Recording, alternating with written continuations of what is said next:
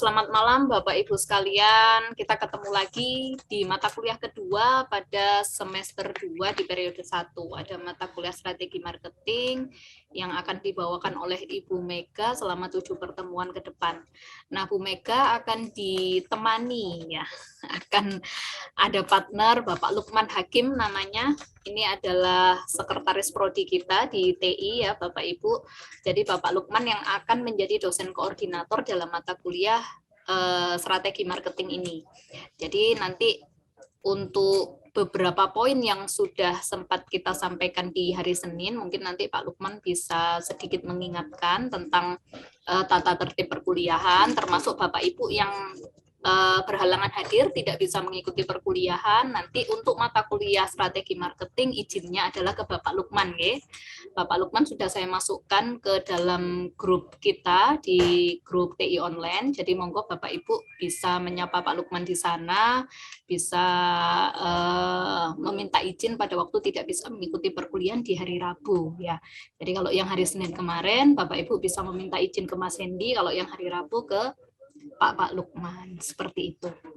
Oke, saya kira tadi sudah cukup panas ya, sudah dikasih cerita panjang sama Bu Mega. Jadi mungkin sebelum ke Bu Mega, saya berikan ke Pak Lukman dulu. Silahkan Pak Lukman. Oke, terima kasih Bu Rina atas waktunya. Oke, nah, selamat malam, assalamualaikum warahmatullahi wabarakatuh. Kepada Bapak Ibu semuanya, sehat-sehat nggih Bapak Ibu? Alhamdulillah, Pak. Alhamdulillah sehat, Pak. Oke, bagi yang menjalankan ibadah puasa masih tetap kuat ya. Di sini sebenarnya tadi udah sangat panas sekali ya materinya Bu Mega dan saya wow sekali. Saya jujur Bu Mega, nggak tahu itu tadi siapa pendirinya, apa namanya MD, yang penting saya makan gitu aja ya. Ternyata baru tahu dari Bu Mega. Ternyata nanti banyak sekali ilmu yang akan kita dapatkan bersama nih Bapak Ibu semuanya. Sedikit mawon akan saya sampaikan beberapa aturan kegiatan perkuliahan kita ya. Saya kira tidak beda jauh ya sama kegiatan hari Senin kemarin.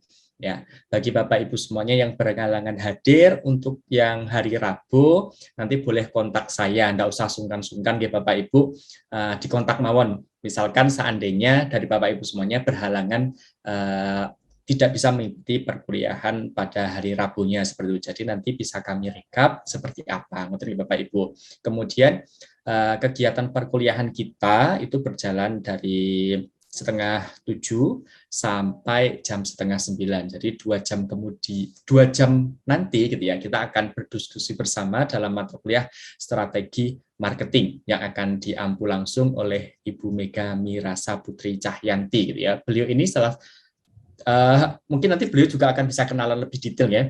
Beliau S2-nya double degree, yaitu satunya di Brawijaya, yang satunya di Taiwan University. Saya tidak tahu di Taiwannya di mana. Mungkin kalau Bapak Ibu semuanya bisa bahasa Taiwan, nanti mungkin bisa ngobrol dengan Bu Mega pakai bahasa Taiwan ya. Kalau saya nggak ngerti sama sekali.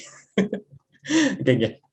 Mungkin itu saja perkenalan dari saya, sembari nanti kita diskusi bersama nih Bapak Ibu. Di sini saya sebagai teman aja, teman bersama bagaimana kita belajar bersama, karena punggawanya ilmu yaitu nanti pada Ibu Mega. Jadi nanti kita belajar bersama kepada Ibu Mega. Kalau misalkan nanti ada yang ingin bertanya bisa langsung untuk chat di chatbot boleh, atau boleh raise hand ya, biar nanti langsung bisa ditimpali bagaimana jawabannya seperti apa gitu. Karena di sini kita diskusi bersama, belajar bersama, sehingga kita akan mendapatkan ilmu bersama-sama. Mungkin seperti itu pengantar dari saya. Salam kenal Bapak Ibu semuanya dari saya. Nama saya Lukman.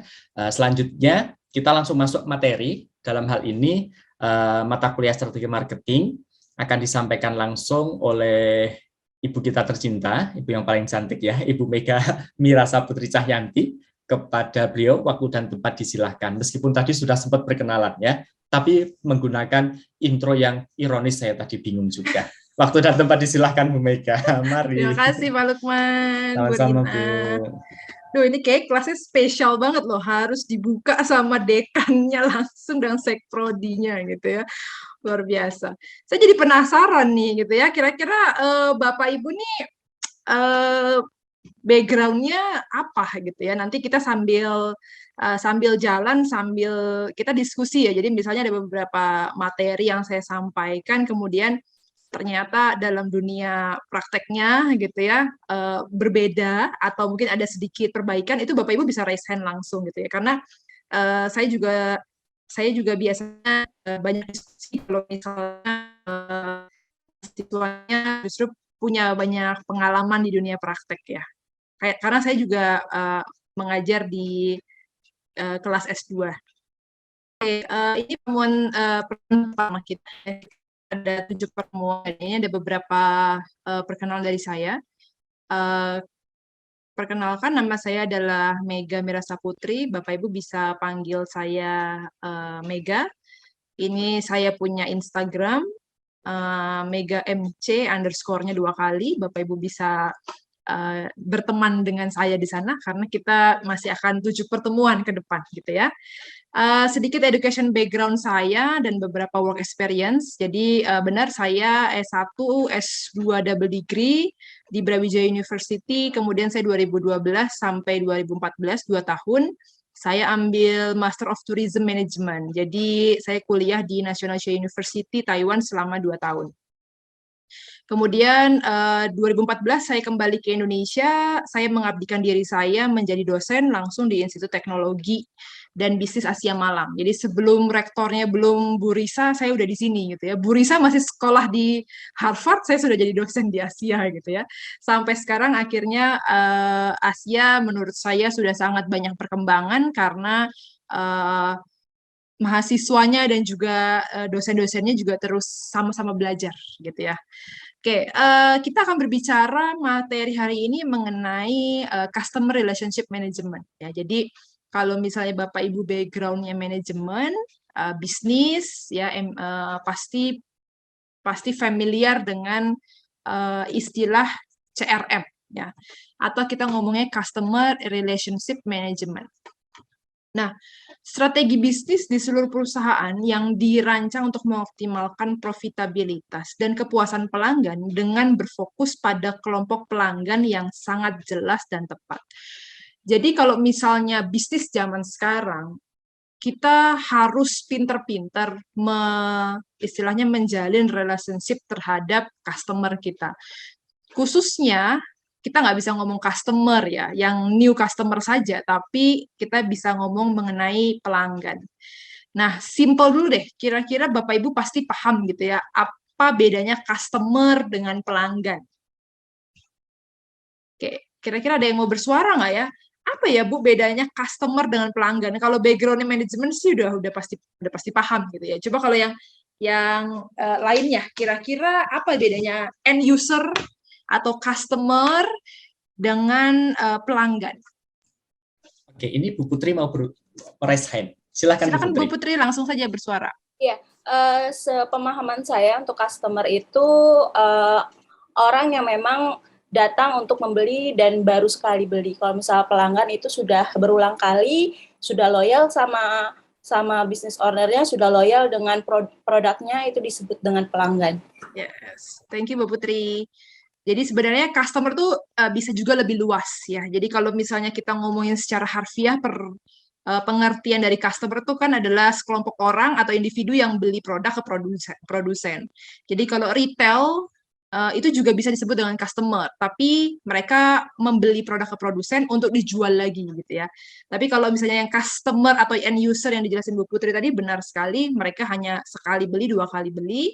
Tapi kalau yang pelanggan itu biasanya sudah repeat ordernya berulang kali. Nah, yang kita ngomongin adalah bagaimana caranya bisa menjalin relationship yang bagus gitu ya, atau CRM terhadap pelanggan. Nah, biasanya perusahaan ini memang memiliki pelanggan itu sesuai atau fokus dengan kelompok pelanggan. Atau bahasa marketingnya disebut dengan segmen pasarnya gitu ya. Nah, kita bahas sedikit lagi gitu ya mengenai segmen pasar. Marketing biasanya pasti paham mengenai STP, segmenting, targeting, positioning. Nah, ini ada sesuatu yang baru lagi nih kayaknya. Coba dong tolong bantu saya kira-kira apa sih yang dimaksud dengan segmen pasar atau kelompok pelanggan. Ya, jadi bahasa ini adalah kelompok pelanggan atau kita biasa sebut dengan segmen pasar. Ada yang bisa menjelaskan kepada kami semua kira-kira apa itu segmen pasar? Bu Putri lagi boleh? Eh, Kalau menurut saya segmen pasar itu lebih kepada target market yang memang kita khususkan untuk menjual produknya di suatu kelompok tersebut gitu. Bisa kasih contoh, Bu? Yang gampang aja. Kalau misalnya saya jualan buku, kemudian segmented saya itu ke sekolah gitu. Kemudian kalau misalnya saya bukunya buku untuk sekolah-sekolah internasional, segmen saya di target marketnya adalah untuk kelompok yang memang siswanya dari jumlah sekian ke sekian kayak gitu. Oke, makasih Bu. Iya. Kebetulan memang bisnisnya di jualan buku atau gimana? Iya betul. Oke, nama perusahaannya apa Bu? Mentari Books. Oh iya, I see. Oke, terima kasih Bu. Jadi itu adalah salah satu contohnya. Nah ini menarik sekali nih Bu Putri sudah banyak membantu nih. Jadi Bapak Ibu bisa sedikit paham gitu ya, segmen pasar memang penting banget gitu ya. Karena saya yakin tidak ada produk yang dipakai atau ditujukan untuk semua segmen gitu ya. Jadi kalau misalnya ada pebisnis baru gitu ya, kemudian ditanyain, kamu segmen pasarnya siapa gitu ya. Terus dia jawabnya dengan pede dan bangga, oh semua segmen gitu ya. Itu bukan berarti semua segmen, tapi memang dia saja yang belum paham segmen dari produknya itu siapa. Karena nggak mungkin gitu ya, dia jualan sambel tapi semua segmen gitu ya. Nggak mungkin, kenapa? Karena bayi masa makan sambel gitu ya. Anak-anak masa makan sambel, artinya ya mereka tetap harus punya segmennya. Nah, gimana caranya sebuah perusahaan ini bisa meningkatkan kepuasan pelanggan, menjalin hubungan yang jangka panjang terhadap si kelompok pelanggan. Nah, tadi Bu Putri juga ngomong gitu ya, selain segmen, kita juga ngomongin target. Nah, kalau segmen itu biasanya memang lebih luas. Contoh misalnya berdasarkan demografi. Jadi produk saya ini skincare, MS Glow misalnya kita sebut saja, dia punya segmen dua secara demografi, ada yang untuk for men, ada yang for women gitu kan. Sekarang dia juga udah punya skincare yang untuk men gitu ya. Nah itu secara demografi dia punya segmen itu, tapi secara target pasar itu lebih spesifik lagi gitu ya. Untuk laki-laki, apakah laki-lakinya ada usianya? Tadi dijelaskan juga ya, laki-laki yang pakai skincare mungkin usia-usia remaja sampai dewasa gitu ya, sehingga dia memiliki target pasar. Nah, itulah yang kemudian diutak-utak sama si perusahaan, gimana caranya customer yang kemudian dia sudah menjadi pelanggan kita dan sesuai dengan target dan segmen pasar kita harus kemudian dirangkul supaya mereka terus-terusan repeat order dan setia sama brand kita, ya. Oke. Nah, fokus dari CRM ya itu biasanya pelanggan ya. Jadi kalau misalnya kita ngomongin orang dunia marketing, biasanya fokusnya hanya pelanggannya saja. Tapi kalau kita ngomongin dunia operasional, ya beda lagi. Mereka gimana caranya memproduksi produk dengan seefisien mungkin gitu ya. Kemudian yang kedua, perubahan dalam proses sistem dan juga budaya ya. Ini juga penting banget untuk diketahui oleh seorang marketer. Karena kalau misalnya kita ngomongin marketing, itu sebenarnya tidak melulu fokusnya hanya berjualan. Tapi marketing itu memiliki aspek pembelajaran yang sangat luas, gitu ya. Jadi kalau misalnya Bapak Ibu di sini ada yang bekerja di bidang marketing, pasti kerjaannya nggak cuma ngurusin mengenai target penjualan aja, gitu ya. Tapi gimana caranya riset pasar, ya, R&D, dan seterusnya, ya. Yang salah satunya juga mempelajari mengenai budaya ya. Jadi budaya di setiap negara, di setiap daerah itu mereka memiliki budaya-budayanya masing-masing. Dan gimana caranya si produk kita ya itu masih sesuai atau bisa diterima dengan budaya yang dipegang oleh pelanggan kita. Kemudian semua saluran media yang terlibat dalam upaya pemasaran dari internet hingga penjualan lapangan ya. Jadi fokusnya CRM adalah juga termasuk dalam saluran distribusi ya atau place dalam 4P tadi. Oke. Apa sih manfaat dari perusahaan menerapkan CRM ya? Manfaat secara ekonomi, dari menjaga hubungan dengan pelanggan, salah satunya adalah biaya akuisisi untuk pelanggan baru tinggi. Nah, ini sangat menarik ya. Mungkin ada beberapa Bapak Ibu yang nggak familiar apa sih biaya akuisisi. Biasanya kita mengenalnya dengan cost of acquisition, ya, jadi biaya akuisisi. Ini ada saya lempar dulu deh. Kira-kira ada yang bisa membantu saya nggak? Biaya akuisisi itu sebenarnya apa sih? Dalam dunia marketing ini harus banget kita bisa paham gitu ya. Berapa biaya yang harus kita keluarkan ketika kita ingin ya mendapatkan pelanggan baru atau new customer. Silakan, Bu Siti. Apa yang disebut dengan biaya akuisisi?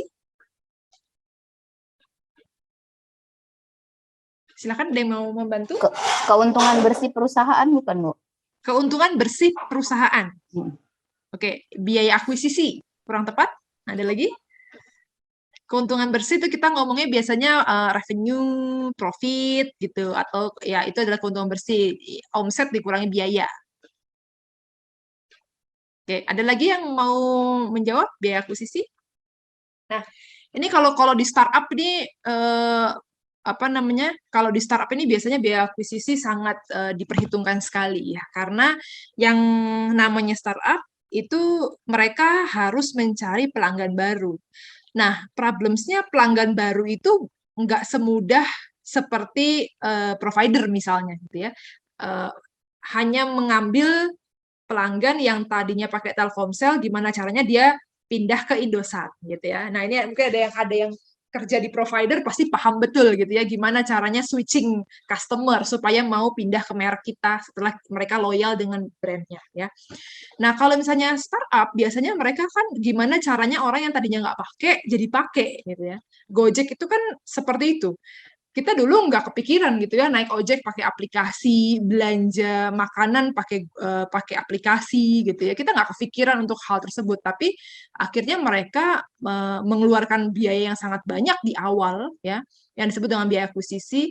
Makanya ada istilah yang disebut dengan angel investor ya. Angel investor itu kan sebenarnya seorang investor yang memang ya mereka mau kasih uang banyak untuk bakar uang, gimana caranya banyak pelanggan baru yang kemudian download aplikasinya.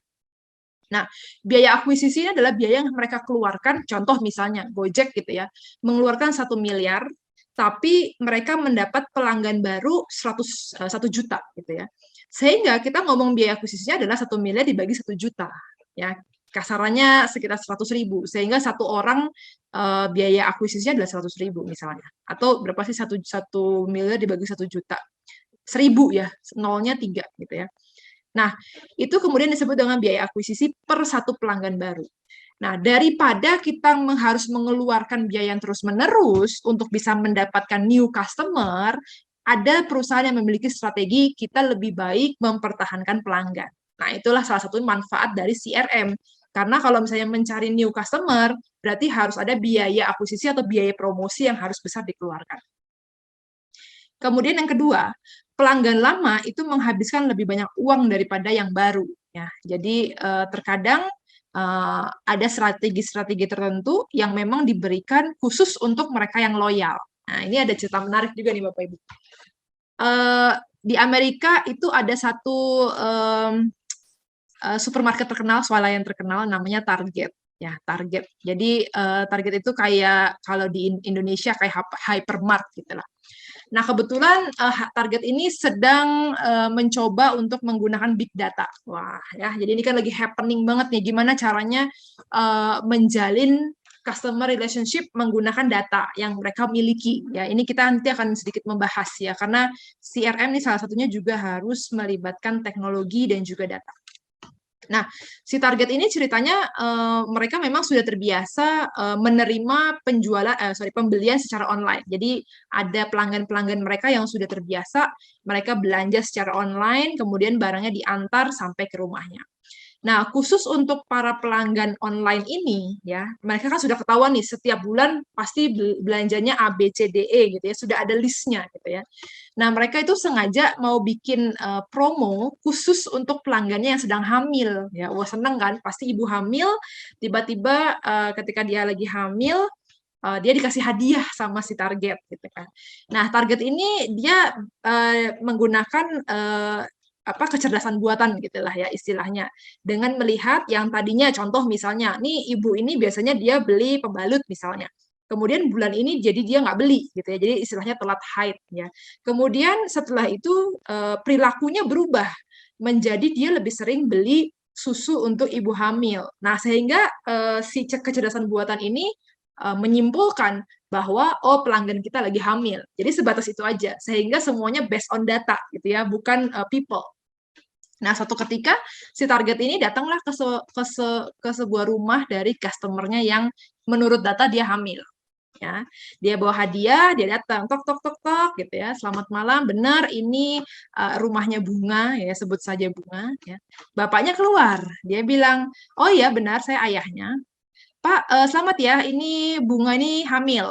Ya, kita kasih bingkisan." Wah, bapaknya ngamuk gitu kan. Enak aja hamil, anak saya itu masih sekolah gitu ya, nggak mungkin dia hamil. Udah, bawa lagi hadiahnya, panggil manajernya. Nah, gitu kan. Nah, karena si karyawannya ini takut salah ya, kayak dia bilang, "Oh iya Pak, mohon maaf Pak," gitu ya. Besoknya dipanggil manajernya. Nah, karena manajernya ini mengutamakan kualitas dan pelayanan, datanglah untuk minta maaf karena dia bilang, dia mau menjelaskan, semuanya nih based on data Pak, kalau salah ya mohon maaf gitu kan.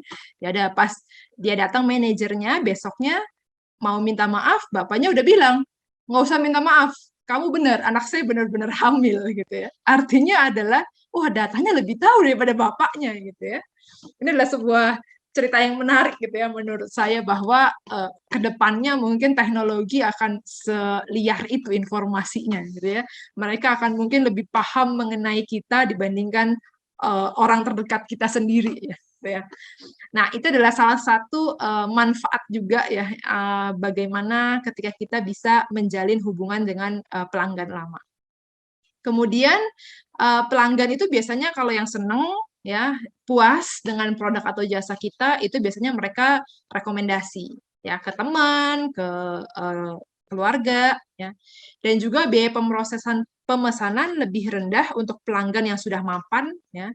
Kemudian pelanggan saat ini bersedia membayar lebih untuk sebuah produk ya. Jadi kalau misalnya pelanggan-pelanggan yang ya sudah ketagihan gitu ya, yang sudah ketergantungan, biasanya mereka oke-oke aja mau harganya naik sedikit ya. Pasti Bapak Ibu merasakan banget gitu ya. Dulu Gojek dan Grab memberikan potongan yang luar biasa ya. Saya pernah tuh naik ojek sampai harga Rp1.000 itu masih pernah gitu, ngerasain promonya yang pada saat itu gede-gedean. Sekarang ya Grab kalau mau naik motor ya udah atau mobil gitu ya, Grab mobil fare-nya udah mahal banget gitu ya, udah nggak ada, jarang banget potongan.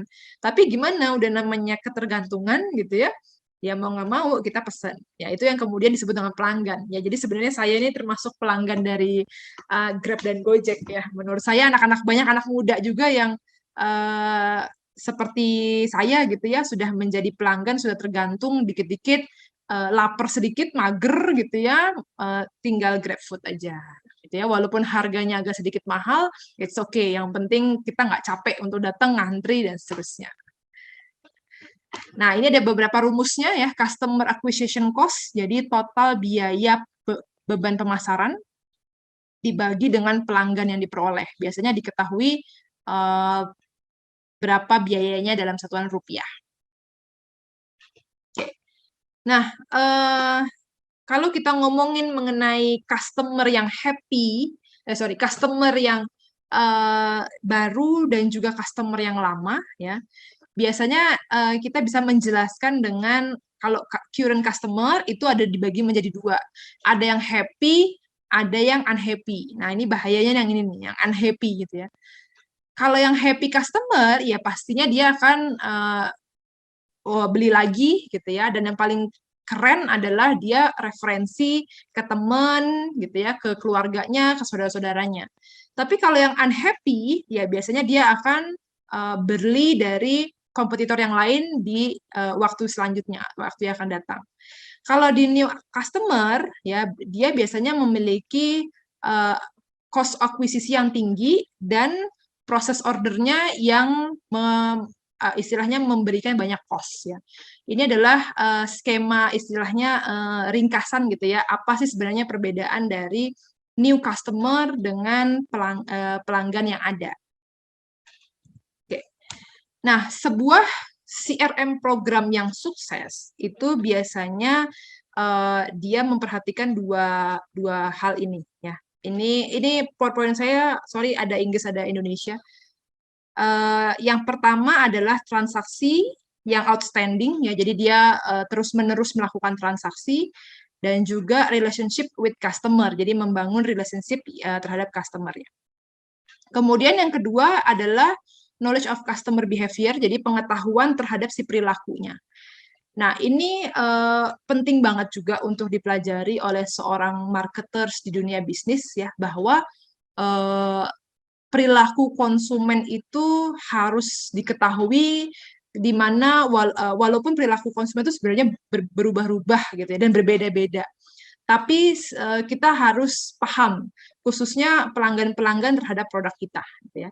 Ada pelanggan yang membeli sebuah produk, itu memang benar-benar kebutuhan. Gitu ya. Memang kebutuhan. Ada juga yang memang dia hanya pengen coba-coba aja gitu ya, atau ikut-ikutan tren, atau kalau anak zaman sekarang ngomongnya adalah FOMO gitu ya, fear out of missing out gitu ya, takut ketinggalan zaman atau FOMO gitu ya. Nah, kalau kita ngomongin yang building block yang pertama, outstanding transactional relationship with customers, itu biasanya materialnya adalah extraordinary customer service. Nah, kita nanti akan sedikit bahas ya, kira-kira customer service yang extraordinary itu yang kayak gimana, ya. Kemudian harus juga berdasarkan teknologi, ya, ada support dari teknologi, khususnya tadi seperti cerita dari Target, ya, mereka memiliki ribuan customer atau pelanggan, ya, yang mereka memiliki perilaku konsumennya berbeda-beda, dan mereka mau memetakan customernya, siapa yang hamil, siapa yang tidak, kemudian mereka mau kasih hadiah untuk yang hamil. Nah, itu harus ada teknologi supportnya. Kemudian ada juga customer database. Nah, ini adalah salah satu yang penting banget yang untuk kemudian dimiliki dan diolah dengan baik. Salah satunya adalah customer database. Menurut saya startup ini cukup baik untuk melakukan hal ini gitu ya, karena mereka sangat tahu betul siapa customer yang repeat ordernya banyak ya, kemudian melakukan pembelanjaannya juga cukup banyak, yang biasanya mereka diberikan suatu imbalan-imbalan tertentu ya. Itu kalau misalnya di Gojek Grab lagi, itu biasanya ada yang disebut dengan customer yang gold, yang platinum, ya biasanya itu apa namanya, promonya beda-beda gitu ya, sesuai dengan uang yang mereka keluarkan ya. Nah, kalau yang kita ngomongin knowledge customer behavior atau pengetahuan mengenai perilaku konsumen, itu biasanya kita melihat dari decision making-nya mereka, keputusan pembeliannya mereka, psikologinya juga, dan sociological-nya. Nah, ini menariknya ilmu marketing menurut saya, karena ilmu marketing itu luas banget, termasuk kita juga harus mempelajari mengenai pengaruh psikologi dari seseorang dan juga sosiologinya. Maksudnya gimana sih, Bu? Contoh misalnya, saya yakin ada perbedaan antara keputusan pembelian ketika seseorang itu memiliki status pernikahan yang berbeda, single dan juga mother misalnya, gitu ya. Ketika single, mungkin saya beli sabun dan sampo ukurannya ya kecil-kecil aja gitu kan, karena untuk saya pakai sendiri gitu ya. Tapi ketika saya sudah jadi ibu gini, ya mau nggak mau samponya harus agak sedikit yang besar, karena yang pakai adalah saya, suami saya, anak-anak saya terkadang gitu ya. Karena mereka pakai semua, jadi belinya harus yang agak banyak gitu ya. Sabunnya pun mungkin berbagai macam varian, karena anak saya cocoknya yang ini, suami saya yang ini, sehingga keputusan pembelian saya akhirnya berbeda. Itu secara sosiologi. Secara psikologi juga beda, ya. Jadi gimana kita harus bisa mengetahui, oh ternyata keputusan atau hal-hal yang mempengaruhi keputusan pembelian dari customer itu biasanya juga dipengaruhi oleh psikologinya dan sosiologinya. Saya pernah melakukan penelitian mengenai pengaruh budaya terhadap keputusan pembelian di supermarket Carrefour, Kota Malang, dan hasilnya memang signifikan, khususnya mengenai pembelian yang tidak direncanakan atau impulsive buying. Yang menurut saya ini juga menarik kalau Bapak Ibu mau nulis skripsi, fokusnya terhadap marketing, itu juga menurut saya masih topik yang oke untuk diangkat ya. Jadi mengetahui impulsive buying. Jadi ternyata perempuan itu lebih memiliki impulsive buying yang tinggi dibandingkan laki-laki. Ini karena isinya laki-laki, bapak ibu ya, setara ya. Jadi mungkin ibu-ibunya ngerasa gitu ya, oh iya juga ya. Apalagi kalau misalnya sudah masuk ke supermarket, kemudian di supermarketnya ada diskon besar-besaran. Nah, ini impulsif banget kalau ibu-ibu. Datang ke supermarket sudah bawa catatan 10 items, keluar dari supermarket bisa 20 items. Karena yang ini diskon, yang ini buy one get one lebih murah, dan seterusnya gitu ya. Nah, itu juga dipengaruhi biasanya juga oleh banyak hal ya. Jadi psikologi seperti itu juga sangat baik dipelajari khususnya untuk meningkatkan penjualan ya. Terkadang meningkatkan penjualan tuh tidak perlu hal-hal yang mahal-mahal biasanya gitu ya, hanya menyentuh sisi emosional seseorang, dia bisa mengeluarkan uang lebih gitu ya. Saya juga pernah melakukan penelitian di retail ya, bahwa musik gitu ya, kemudian warna cahaya, kemudian penataan produk itu secara signifikan mempengaruhi keputusan pembelian. Jadi kalau musiknya itu dipasang dengan musik-musik yang irama pelan, lebih pelan dibandingkan detak jantung manusia, itu akan membuat manusia secara emosional spend their money lebih gitu. Nah, itu kan menurut saya itu penelitian yang luar biasa gitu ya. Jadi kalau Bapak Ibu masuk ke sebuah supermarket gitu ya, terus kemudian mendengar suara musik yang udah slow, dah itu hati-hati gitu ya. Itu akan menciptakan mood yang luar biasa gitu ya, sehingga Bapak Ibu akan lebih belanjanya tuh lebih geragas gitulah istilahnya. Itu adalah teknik marketing sebenarnya. Nah, itu kan informasi pengetahuan seperti itu kan bisa digali dari teori psikologi.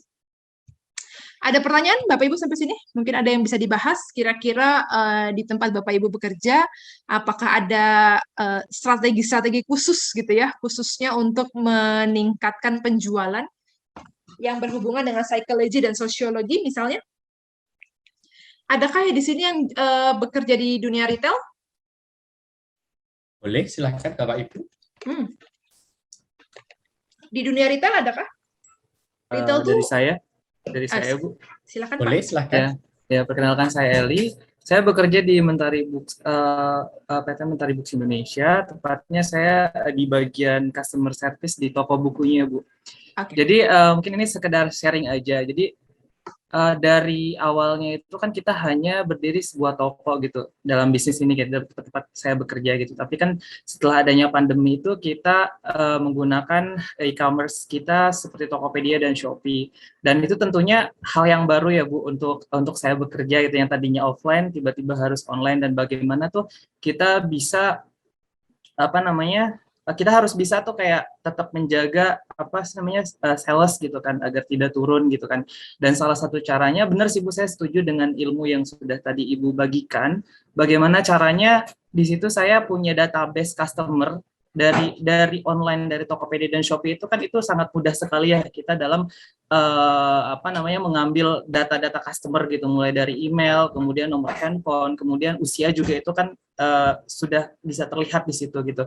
Sehingga kedepannya, dan sekarang ini saya masih berjalan gitu ya Bu, dan itu tuh sangat membantu sekali gitu dalam keputusan berikutnya, entah itu dalam membuat sebuah promo yang kiranya bisa berjalan untuk segmentasi customer tempat saya bekerja, seperti itu. Yeah. Itu aja. Terima kasih. Terima kasih Pak sharingnya. Yes gitu ya.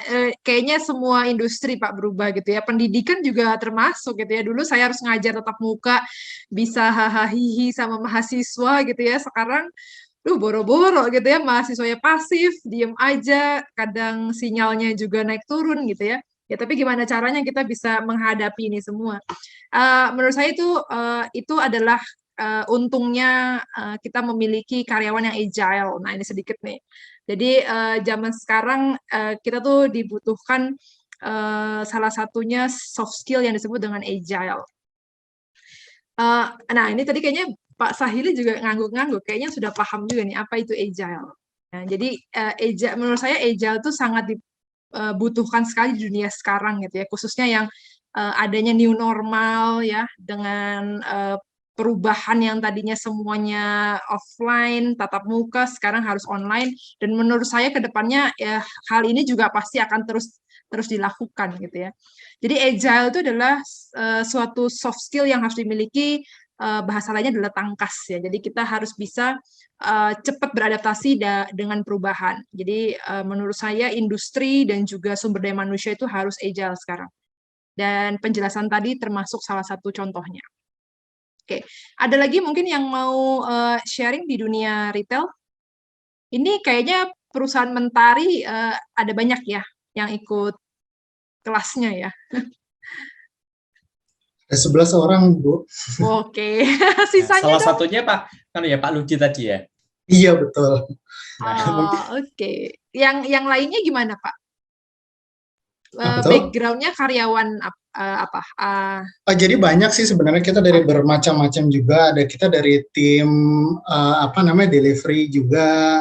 Delivery Juga apa, ada Pak? kan tadi delivery. Jadi untuk kita antar bukunya gitu ke sekolah-sekolah. Oh, oke, I see. Produk eksekutif juga. Sekarang secretary itu director juga kan. Jadi makanya tadi Bu Putri juga fasih juga dia dalam hal CRM juga gitu ya. Yes. Karena biasa menangani customer juga langsung gitu ya. Oke. Ada juga sales admin kita, banyak sih Bu. Yes. Dari bermacam-macam. Nah, Bu Putri nih harusnya kayaknya gantiin saya nih gitu ya, ngomongin mengenai CRM nih. Karena saya taunya sebatas teori nih gitu ya. Tapi kebetulan saya juga memiliki pengalaman 2 tahun sih di dunia sales. Jadi saya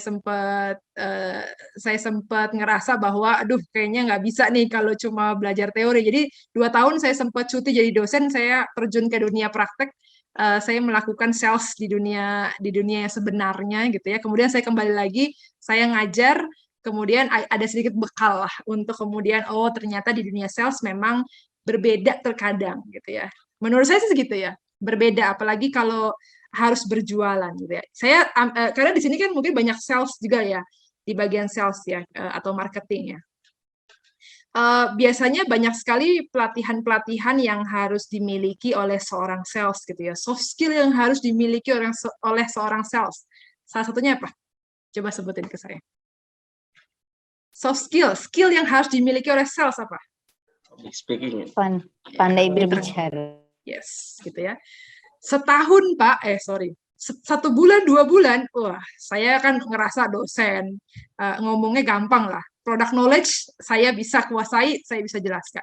Sebulan, 2 bulan, 3 bulan nggak ada closing, ya. Karena apa? Saya speak too much gitu ya. Kebanyakan ngomong. Kebetulan saya di dunia insurance ya, 2 tahun saya jualan asuransi. Saya pilih produk yang tersulit gitu ya, karena kalau jualan produk yang kelihatan masih nggak ada tantangannya gitu ya. Gimana caranya jualan produk yang nggak ada fisiknya gitu ya. Sebulan, 2 bulan, 3 bulan nggak ada closing sama sekali gitu ya. Bahkan keluarga aja gitu ya, katanya kan kalau bisnis tuh mulailah dari keluarga gitu ya, boro-boro nggak ada yang beli gitu ya. Kemudian saya justru belajar bahwa menurut saya sales itu adalah yang paling penting adalah mendengar. Ya, jadi pinter mendengar bukan pinter ngomong menurut saya. Dan yang paling penting adalah kita punya skills untuk questions. Jadi bertanya ya. Jadi kita sambil bertanya, sambil menggali kebutuhan, kemudian kita memahami dia, baru kemudian kita offering the products gitu kan. Ya, salah satunya kan begitu. Kemudian saya rubah cara kerja saya bahwa ketika saya ketemu calon customer, saya langsung ngomong, pokoknya diem-dieman, siapa yang paling diemnya lama itu yang menang gitu ya. Karena menurut saya sulit kan gitu ketika kita berhadapan dengan customer maunya ngomong aja gitu ya, maunya kasih tahu produk-produknya, padahal customer tuh nggak butuh itu gitu, dia sebel kalau justru dia dijadikan objek penjualan. Nah, itu kunci yang saya pelajari selama 2 tahun.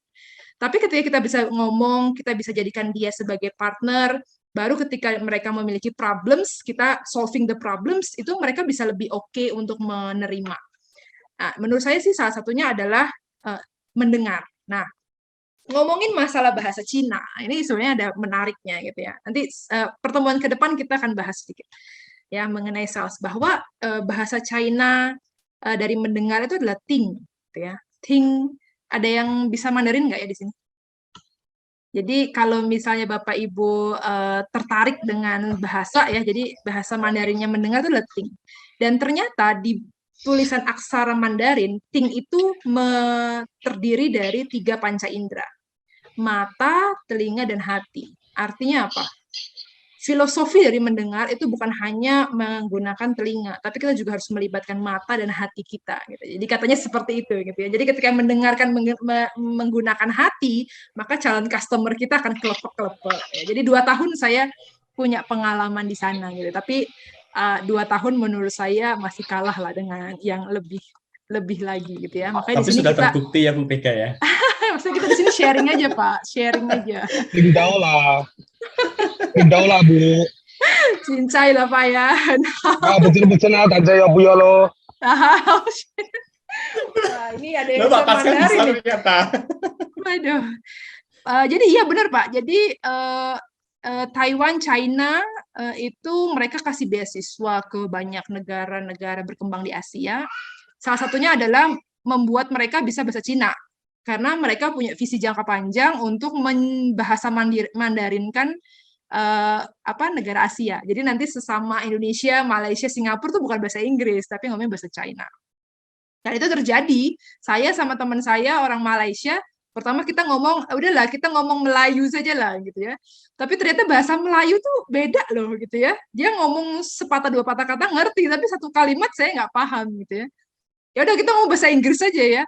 Ternyata dia nggak terlalu bisa ngomong bahasa Inggris. Akhirnya terakhirnya ya udah kita Chinese lah gitu. Jadi Indonesia, Malaysia speakingnya Chinese ya. Dan menurut saya sekarang sudah mulai tambah berkembang lagi gitu ya. Apalagi China sekarang sudah semakin mengembangkan sayapnya di Asia gitu. Oke. Ada pertanyaan mungkin? Apa ada yang ingin dibahas lagi? Oke, kita ngomongin mengenai ini. Setelah ini kita akan ada studi kasus sedikit ya. Saya akan kasih studi kasus, pertanyaan. Nanti kita diskusi saja. Satu slide saya terakhir. Ada 6 bentuk dasar utilitas untuk memuaskan keinginan dan kebutuhan konsumen ya. Jadi ada 6. Yang pertama adalah form utility atau utilitas bentuk ya. Kita sebagai sebuah industri harus bisa menyediakan produk yang bentuknya, ukurannya, pola dan desain atau warna yang diisyarat. Semuanya harus sesuai dengan kebutuhan pelanggan atau kita sebutnya biasanya market driven. Ya, jadi market driven itu adalah sebuah strategi di mana biasanya kita menciptakan suatu keputusan berdasarkan dari kebutuhan dan keinginan konsumen. Ada juga place utility atau utilitas tempat, yaitu menawarkan suatu produk yang dapat diakses secara mudah oleh pelanggan, seperti melalui internet, ya, atau melalui retail, atau melalui surat-surat selebaran. Ya, saya merasa surat selebaran sudah nggak terlalu up to date ya. Kemudian time utility atau utilitas waktu, menyediakan suatu produk pada saat yang diinginkan, tidak terlalu lambat atau tidak terlalu cepat ya. Jadi time utility ini juga penting, apalagi kalau udah di dunia, masuk ke dunia internet yang sudah timeless, borderless gitu ya, sehingga 24 jam produk kita bisa dibeli kalau misalnya kita menjual melalui marketplace misalnya. Information utility atau utilisasi informasi, menciptakan informasi yang terkait dengan produk untuk membantu pelanggan menemukan dan menggunakan suatu produk secara cepat dan tepat. Ya, ini biasanya yang disebut dengan deskripsi gitu ya, entah itu jasa atau produknya. Biasanya kalau di dunia internet dilengkapi juga dengan hal tersebut. Utilitas citra atau image, penciptaan nilai emosional dan psikologis dalam hubungannya dengan sebuah produk.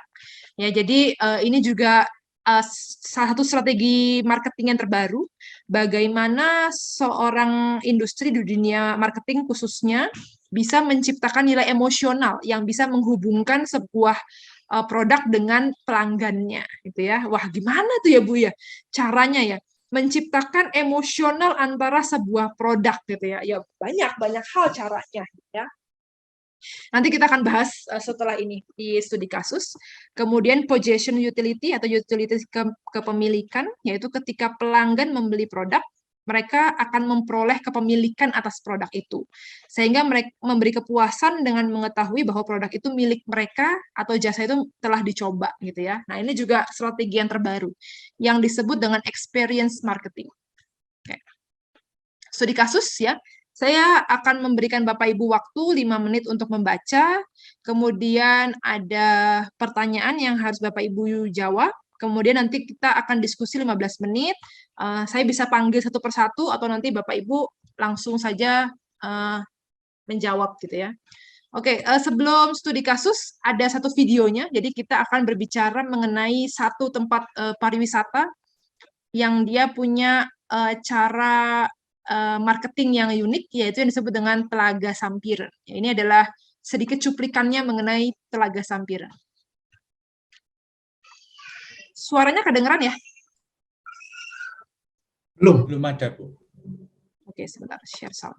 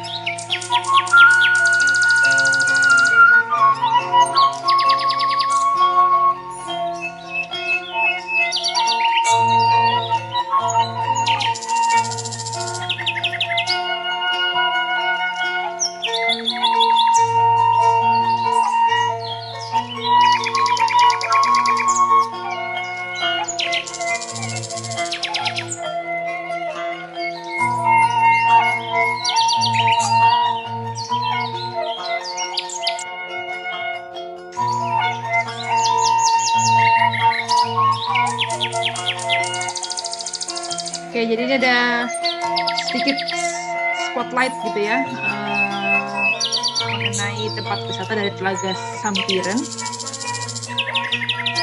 Yang menurut saya sebenarnya di Jawa Timur juga sudah mulai banyak tempat-tempat yang seperti ini gitu ya.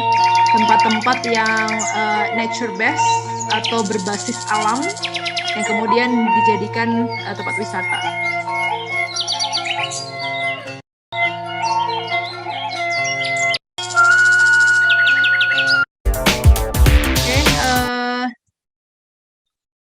Mungkin itu sedikit video yang bisa saya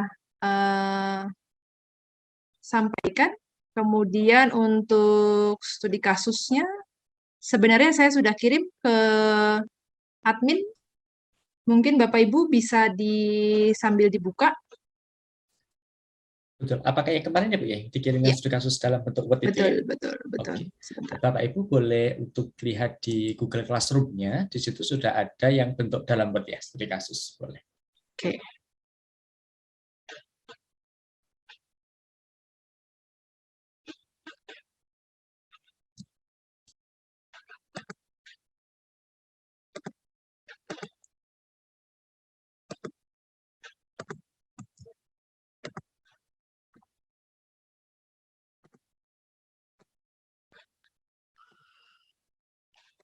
Sebentar Bapak Ibu.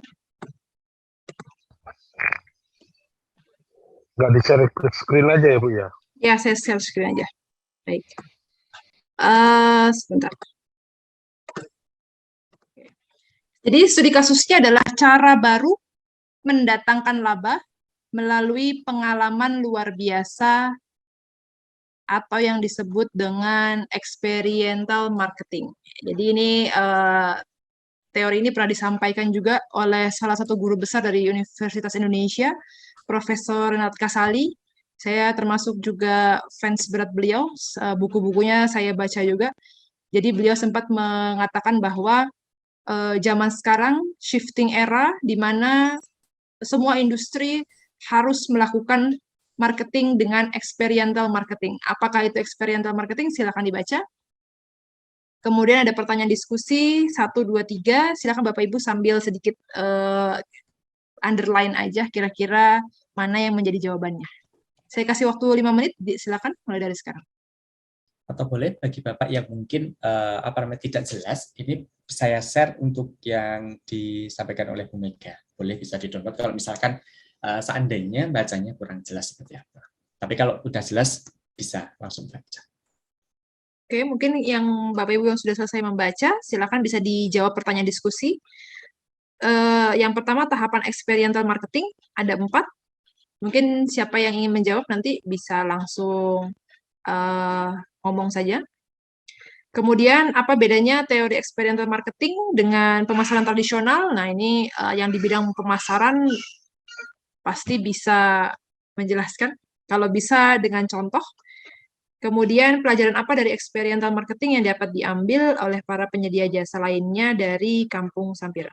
Silakan Bapak Ibu yang sekiranya membacanya sudah cepat ya, screeningnya cepat banget ya. Saya boleh?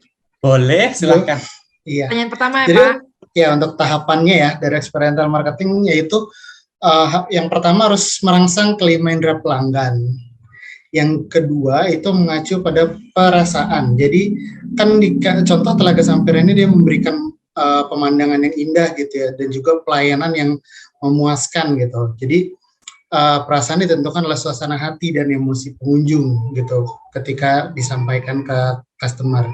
Ketiga itu terkait pikiran, jadi memberikan produk maupun menciptakan kesan positif, pengalaman positif yang tak terlupakan. Jadi kayak mereka refreshing di sini kan, senang gitu, dan akhirnya mereka bisa meng-guide teman-temannya lagi, merekomendasikan ke teman-teman lagi mereka yang pernah datang.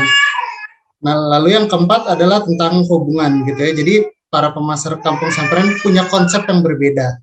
Karena mereka mempunyai komunitas ya, pelanggan tertentu melalui web, kadang-kadang juga menawarkan untuk arisan kelompok kah, ataukah untuk dia reuni gitu di Sampiran ini mereka memiliki fasilitas itu. Jadi ada 4 tahap.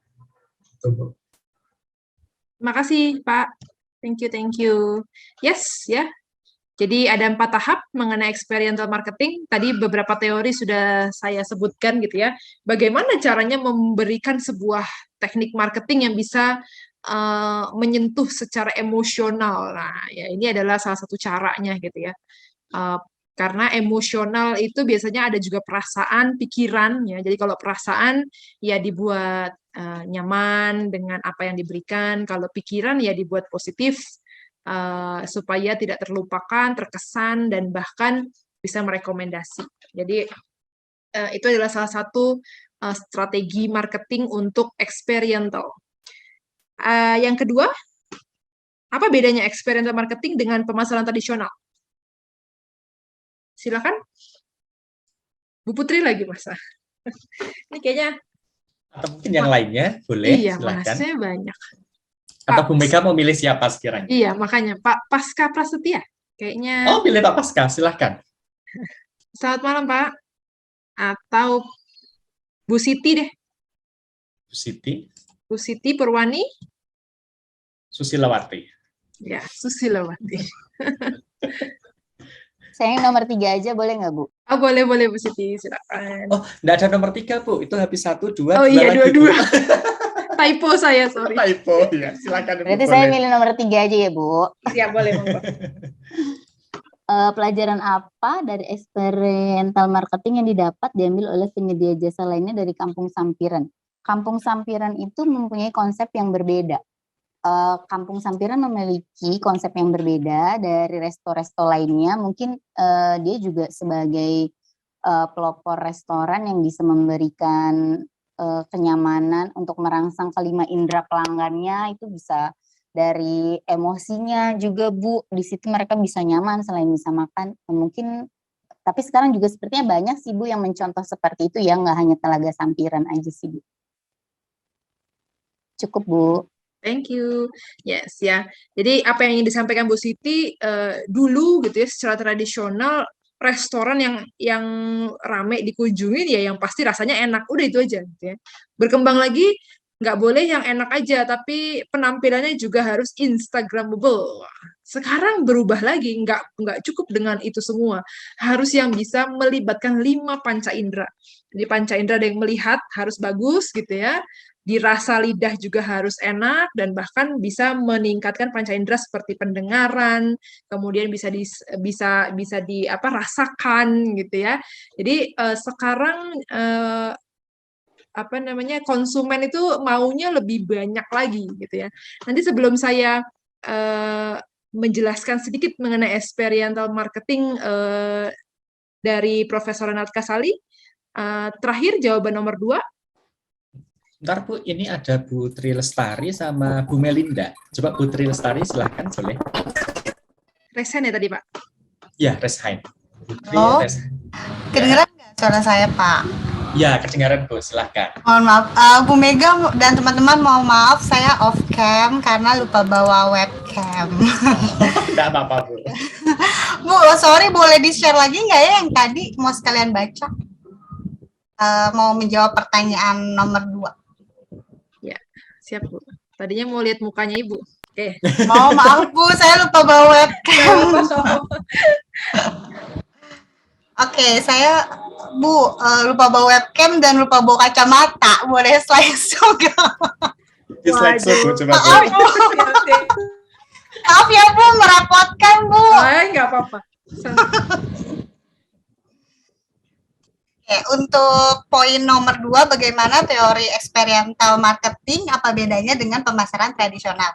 Kalau dari yang saya baca, experiential marketing dia seperti kepuasan pelanggan. Pelanggan harus terjun langsung dan merasakan langsung usaha, jasa, makanan atau yang kita jual. Jadi kalau kita menjual makanan, dia harus mendapatkan kepuasan setelah datang ke restoran kita. Kalau kita menjual jasa, dia harus merasakan kepuasan jasa sesuai dengan kebutuhan dia. Jadi memang experiential marketing berhubungan dengan perasaan yang dirasakan oleh si pelanggan. Sedangkan untuk teori pemasaran tradisional sendiri itu kayak pemasaran dalam bentuk media cetak, media digital, ataupun dijual secara offline dan online. Contohnya seperti lagi-lagi sorry ya Bu kalau saya menyebutkan Mentari, karena kebetulan saya marketing communication di Mentari Group, dan kita tuh ada, setiap kita punya program baru, kita pasti bikin launching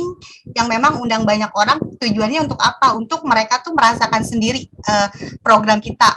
Jadi merasakan, dia datang ke kita kasih program ke mereka, kita jelasin. Jadi mereka mendapatkan kepuasan dari program-program yang kita berikan. Dan bukan hanya sekedar kita kasih mereka brosur, terus kita suruh mereka baca sendiri. Enggak, jadi kita kasih mereka pengarahan, kita kasih mereka training, kita kasih mereka seminar. Tujuannya agar memang mereka dapat kepuasan dari produk, jasa, buku yang kita jual. Nah, menurut aku experiential marketing seperti itu. Tapi kita juga ada pemasaran digital, yaitu melalui media sosial, ada Instagram, Facebook, dan lain-lain yang kita share melalui e-katalog juga. Seperti itu, Bu. Thank you. Ditambah dengan kunjungan marketing kita juga ya, Tri ya. Ya, betul. Jadi kita kunjungin Lanjut, Pak. marketing kita, mengunjungi customer langsung gitu. Jadi customer merasa, saya penting nih, saya dikunjungi, dan mereka bisa merasakan, seperti ini produk baru kita gitu ya. Dan mereka bisa kita taruh juga sampelnya gitu loh. Jadi dia merasakan yang tahap keempat ini nih, hubungan ini. Iya, gitu. betul. Thank you Pak Ludi tambahannya. Sama-sama, Tri. Ya, Oke, kayaknya masih ada tambahan ini dari Bu Melinda, silahkan. silakan. Lagi Reshain. Suaranya belum kedengaran Ibu. Belum muncul suaranya ya Bu ya. Belum muncul ya. Oke, lanjut ya Pak ya. Saya lanjut ya. Oke, silakan. Mungkin bisa nanti kalau ada tambahan dari Bu Melinda, silakan. Oke. Oh, kayaknya error. Oh, kayaknya. Oke. Siap Bu Melinda. Baik, terima kasih Bapak Ibu yang sudah berpartisipasi. Saya apresiasi sekali. Jadi experiential marketing itu kemarin juga sempat dibahas di YouTube-nya. Sebenarnya saya juga subscribernya dari Profesor Renat Kasali gitu ya. Jadi beliau sempat bilang bahwa kita sekarang sedang memasuki yang disebut dengan shifting era. Mungkin Bapak Ibu yang pernah sempat sebelum pandemi ikut seminarnya beliau yang disebut dengan shifting era.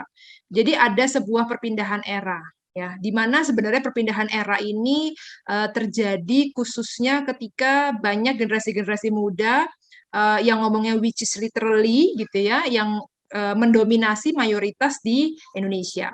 Dan di mana generasi muda ini termasuk dalam kalangan ekonomi menengah, ya, jadi mereka sudah bisa menghasilkan penghasilan di atas rata-rata biasanya, dan kemudian mereka menjadi para customer-customer baru. Nah, tantangannya adalah ketika sebuah industri hanya mungkin zaman dulu gitu ya, orang tua kita tuh kalau bilang bikin aja bisnis yang ada hubungannya dengan sandang, pangan, papan gitu ya. Udah pasti survive, sustain lah, sustainable gitu ya.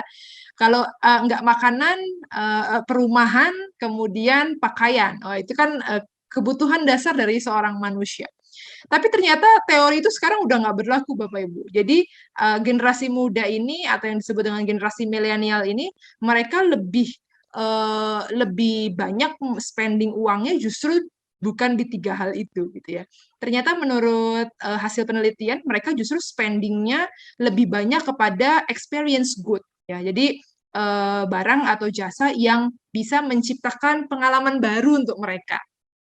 Ya fokusnya apa sih? Kenapa sih orang-orang anak-anak muda itu butuh pengalaman baru? Ya pastinya ada hubungannya dengan eksistensi mereka di dunia media sosial gitu ya. Jadi ketika media sosial itu bisa menjadikan tempat untuk flexing gitu ya, pamer tidak hanya kekayaan tapi pengalaman-pengalaman baru, maka mereka berlomba-lomba untuk melakukan hal itu hanya untuk eksistensi saja di kalangan mereka gitu ya. Akhirnya banyak sekali kafe-kafe yang menciptakan ya mungkin makanan sama minumannya rasanya biasa aja gitu ya, tapi ambience-nya mereka ciptakan ketika datang ke sana kita dapat experience yang baru gitu ya. Nah, itu yang kemudian disebut dengan experience good. Dan banyak sekali anak-anak muda yang spend money-nya ke sana gitu ya, untuk hanya mendapatkan sebuah pengalaman baru, atau mereka juga banyak menghabiskan uangnya di wisata gitu ya, karena mereka butuh healing katanya atau work-life balance gitu ya, sehingga mereka juga melakukan wisata-wisata. Nah, kan oleh Prof. Renat Kasali mengenai experiential marketing. Sekarang industri gitu ya, tidak hanya memberikan atau menawarkan jasa atau produk yang level utilitasnya hanya bisa dipakai aja gitu ya, atau bagus saja, tapi gimana caranya bisa menciptakan pengalaman yang luar biasa yang sampai unforgettable gitu ya. Nah, itu yang bisa saya sampaikan sebenarnya dari studi kasus yang hari ini.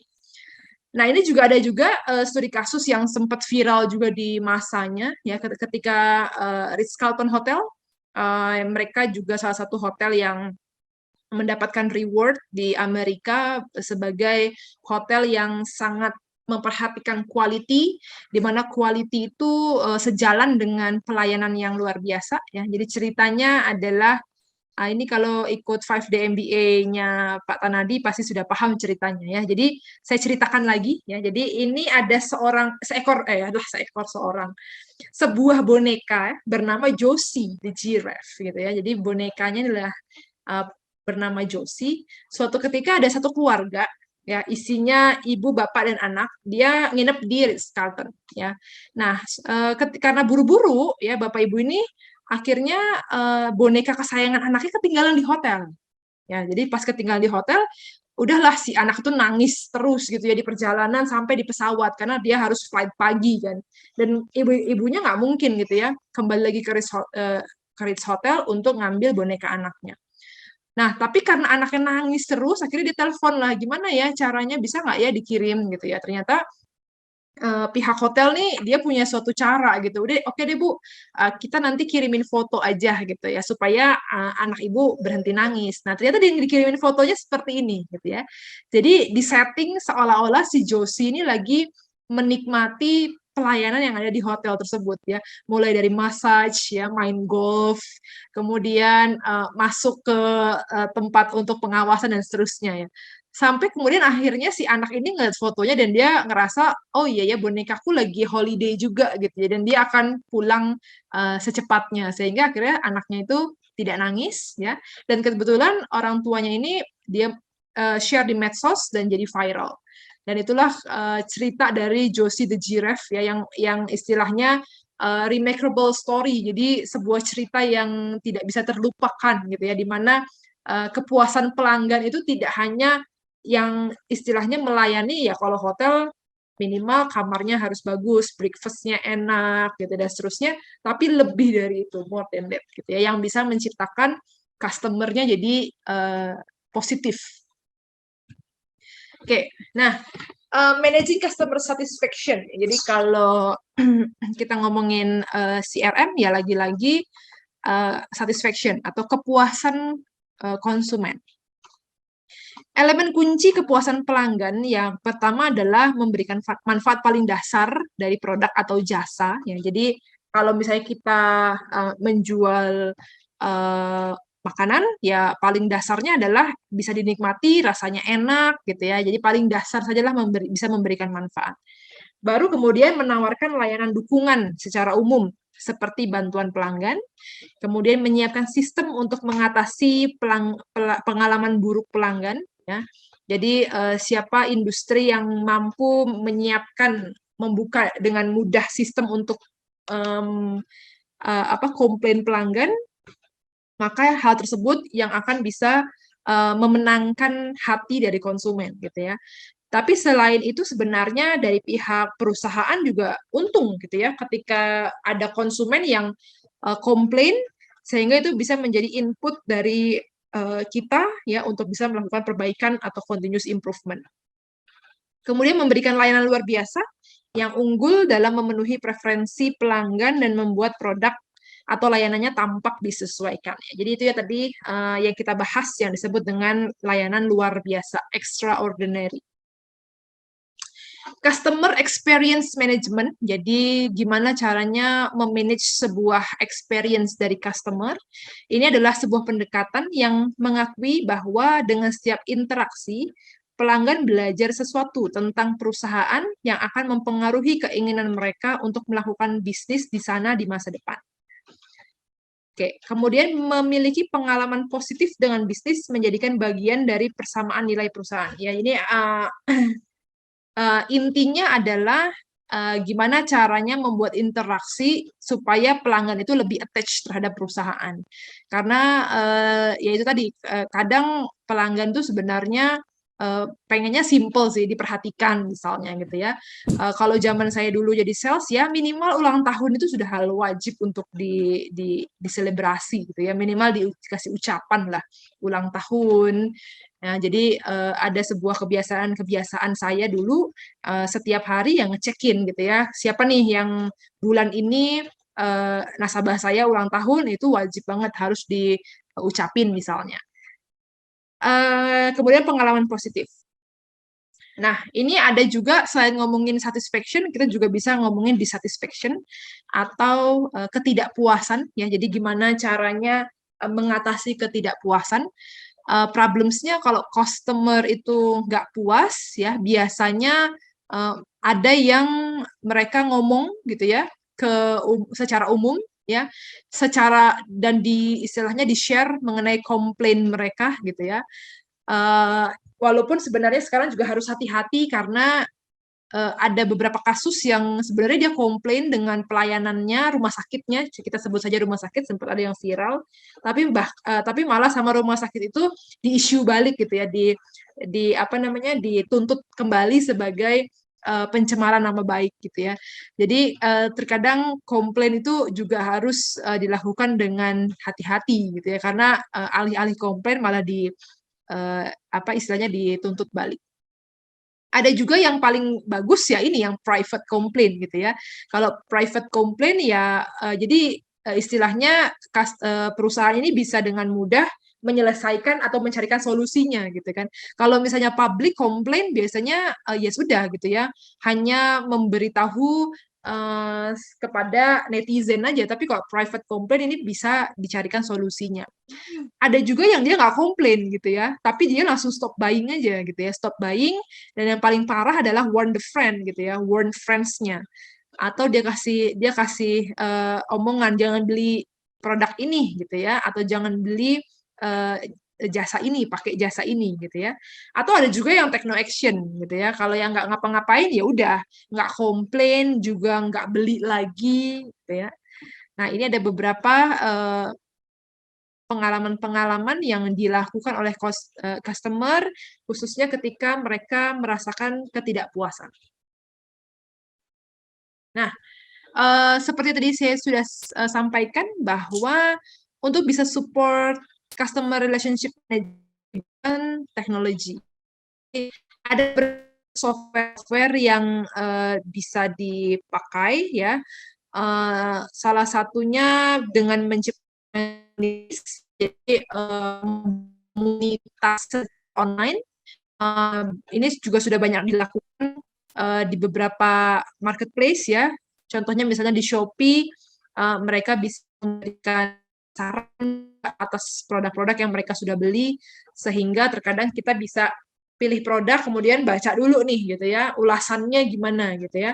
Apakah customer banyak yang puas, atau customer banyak yang tidak puas ya, atau kadang ada yang puas, ada juga yang tidak puas, itu juga bisa menentukan keputusan pembelian ya. Jadi sekarang semuanya sudah fair gitu ya. Kalau barangnya jelek ya kita sebut jelek, ya siap-siap aja gitu ya. Kalau memang barangnya bagus, biasanya customer akan bilang itu bagus. Online communities ya, atau yang juga biasa disebut dengan EWOM, electronic word of mouth.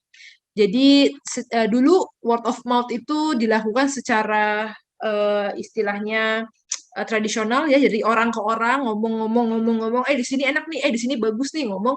Tapi sekarang word of mouth itu dilakukan secara elektronik gitu ya. Jadi melalui web, melalui media sosial akhirnya tersebar. Dan justru menurut penelitian negatif EWOM ya, electronic word of mouth itu 3 kali lebih cepat nyampe-nya dibandingkan yang positif. Makanya kenapa banyak entertainer gitu ya, yang membuat dirinya biar cepat terkenal, maka dia menggunakan negatif EWOM. Itu udah ada teorinya memang ya. Jadi kalau misalnya artis pakai berbasis data ya begitu gitu ya. Jadi kerjanya efektif gitu ya. Nggak usah yang positif, karena positif itu menurut penelitian emang lebih lambat dibandingkan yang negatif untuk nyebarnya gitu ya.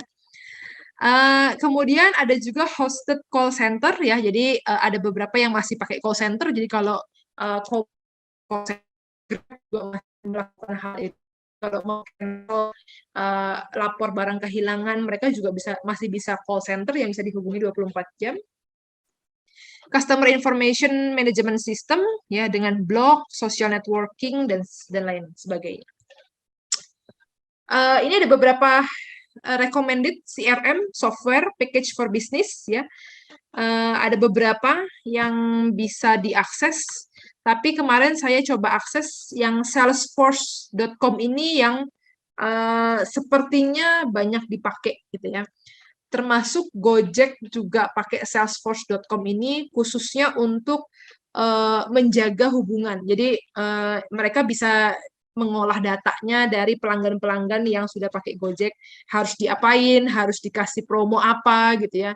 Karena kalau di Gojek tuh promonya beda. Kalau saya seringnya naik GoRide, maka akan dikasih promo GoRide gitu, sesuai dengan apa yang kita paling sering. Nah, itu sebenarnya bisa dilihat dari based on data. Ini ada beberapa video singkat mengenai salesforce.com gitu ya, bagaimana sebenarnya sebuah teknologi sekarang ya, startup itu sudah semakin canggih khususnya untuk mengelola yang disebut dengan CRM.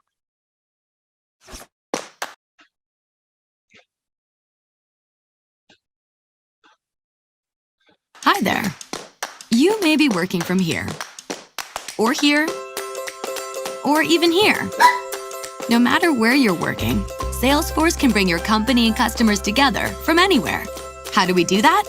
Meet Salesforce Customer 360, our entire portfolio of technology, uniting your teams on one CRM platform to create seamless customer experiences. This is Ben, the owner of a regional grocery store chain. Say hi, Ben. And this is Alpine Brands, a global snack food company. Alpine is going to use Customer 360 to help Ben sell more snacks. which grows both of their businesses. First up, the marketing department, which uses Tableau to visualize data, spotting demand for healthy snacks in a few new cities. Don't worry, Ben, they don't taste too healthy. The marketing team runs social and digital ads to consumers in those markets. They also segment their list of retailers to identify stores, like Ben's, that will most benefit and bring them into a personalized email journey. Ben not only learns about the snacks, he can also update his preferences right from the email. Meanwhile, the commerce team has been creating dynamic shopping experiences that are easily published everywhere, helping Alpine scale its business. And since commerce is connected to marketing and sales, Ben can do all of his ordering on a personalized site. The site uses AI to recommend quantities for his stores, which makes placing an order a no-brainer. Good call, Ben. Next, we say hello to sales, who is alerted of Ben's order and prompted to call him with special marketing offers. Hi, Ben. Tila from Alpine Brands. Hey, Tila, what's going on? Thanks for your order. I'd love to send you some promo materials for the launch. That sounds great. Great call with Ben. Send him promo materials. After the call, the sales rep can easily capture all of her notes from wherever she is. And behind the scenes, we have IT holding it all together. IT connects the purchasing data to the inventory system with MuleSoft, which integrates data from anywhere to keep the business connected. A few days before launch, all of the promo materials arrive. Deep breaths, Ben. Ben, meet Bot. Bot's a great listener. Hi, robot friend. How should I use all these materials? The Bot shares helpful marketing tips Love to update my order quantity. and connects Ben directly with a customer service agent. Hello, Ben. How can I help?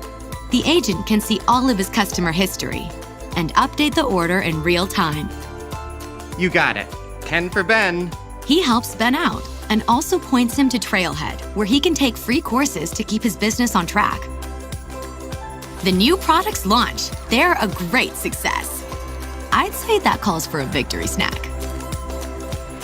And that's how, with a single view of his business, Alpine Brands creates an experience that helps Ben every step of the way. Discover the power of Salesforce Customer 360, helping you bring your customers and company together from anywhere.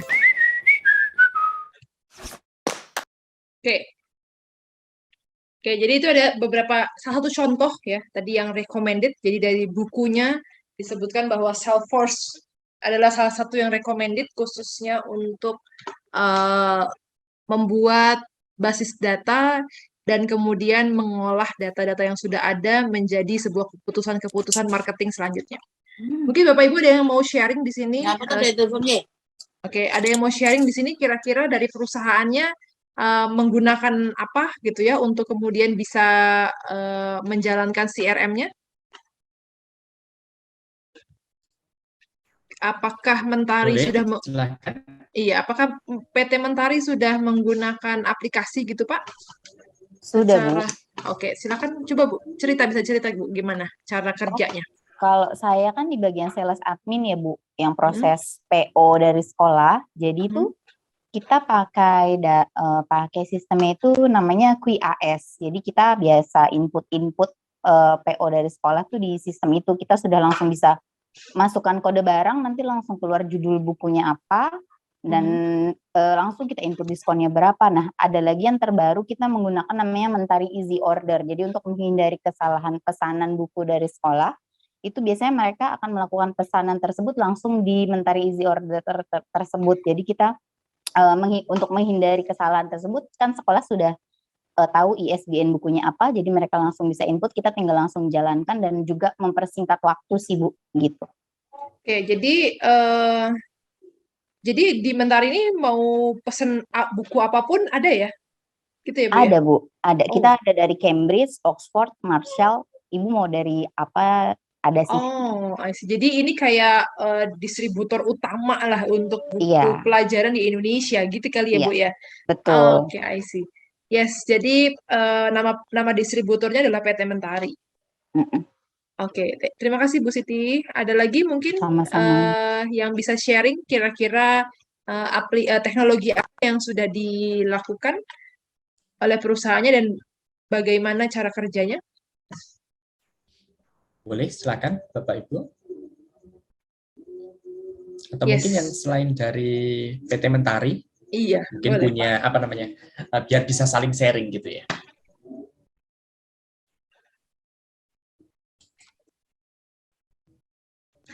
Oke, jadi kalau saya bisa ambil kesimpulan, PT Mentari ini punya niche market gitu ya. Jadi benar-benar bukan hanya segmented lagi, tapi benar-benar sudah niche marketnya gitu. Jadi apa bedanya segmen pasar dengan niche market tadi ya? Menurut saya niche market tuh lebih kepada ceruk pasar ya. Jadi benar-benar segmen kepada sekolah-sekolah tertentu yang memang mereka membutuhkan buku-buku tertentu dan itu bisa disediakan apapun judulnya gitu ya. Oke, membuat basis data CRM. Jadi customer relationship management itu juga yang pertama adalah harus membuat basis data. Salah satu kategorinya ya, terutama mengenai personal informasi, jadi information mengenai tadi ya bisa saja umur, bisa saja spendingnya selama sebulan dia sudah habis berapa gitu ya, demografiknya, kemudian internet information, transaksinya, lifestyle, profil, dan complaint. Jadi ini ada beberapa basis data yang dimiliki oleh masing-masing customer. Nah, biasanya dengan basis data seperti ini, itu bisa menjadikan sebagai dasar dari marketers untuk mengambil sebuah keputusan. Ya, khususnya salah satunya dengan memberikan diskon-diskon misalnya. Ketika kita melihat, ternyata demografik dari customer kita adalah banyakkan perempuan misalnya, sehingga kita cocok nih kasih promo di hari Kartini, karena banyak ibu-ibunya nih yang menjadi pelanggan kita misalnya. Ya, jadi itu adalah salah satu strategi yang memang based on data.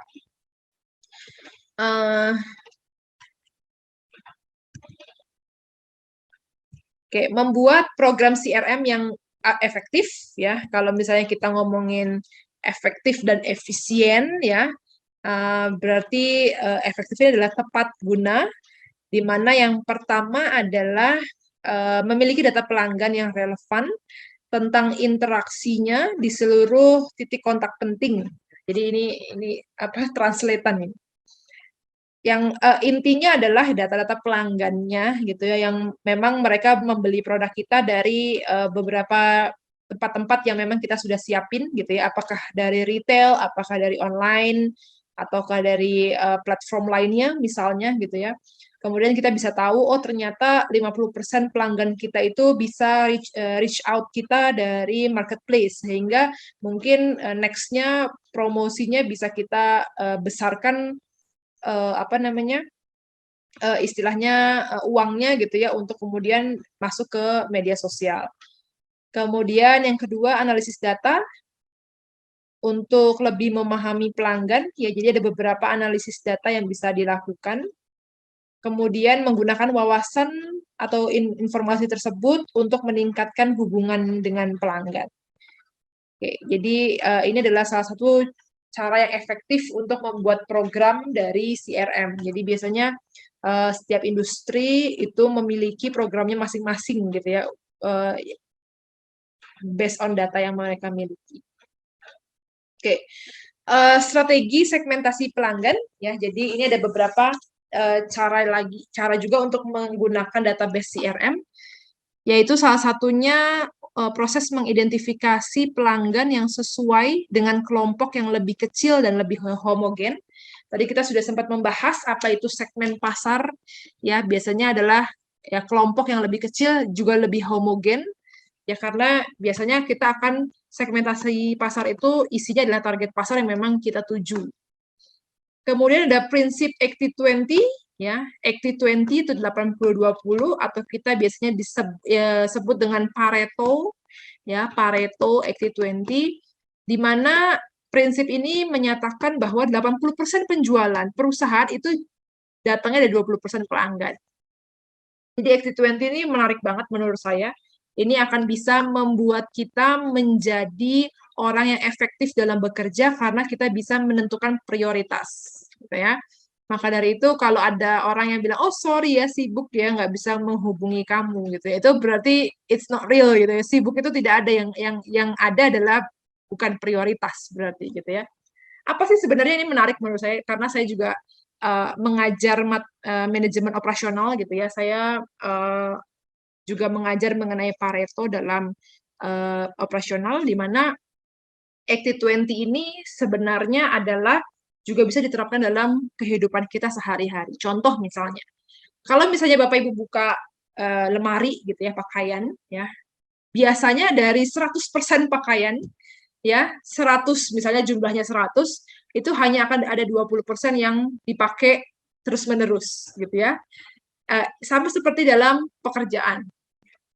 Dari 100% permasalahan ya, 20% diantaranya adalah permasalahan yang kalau kita selesaikan, itu menyelesaikan 80% problems yang ada.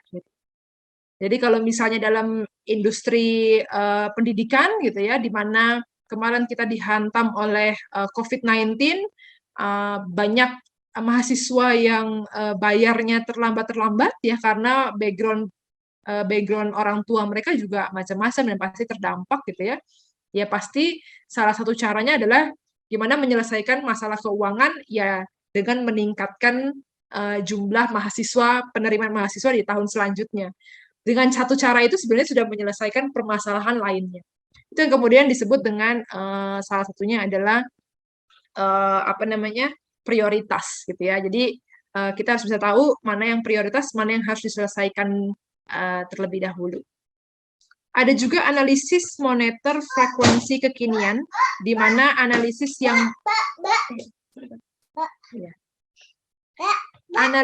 yang mengungkap kemungkinan besar pelanggan membeli dari perusahaan karena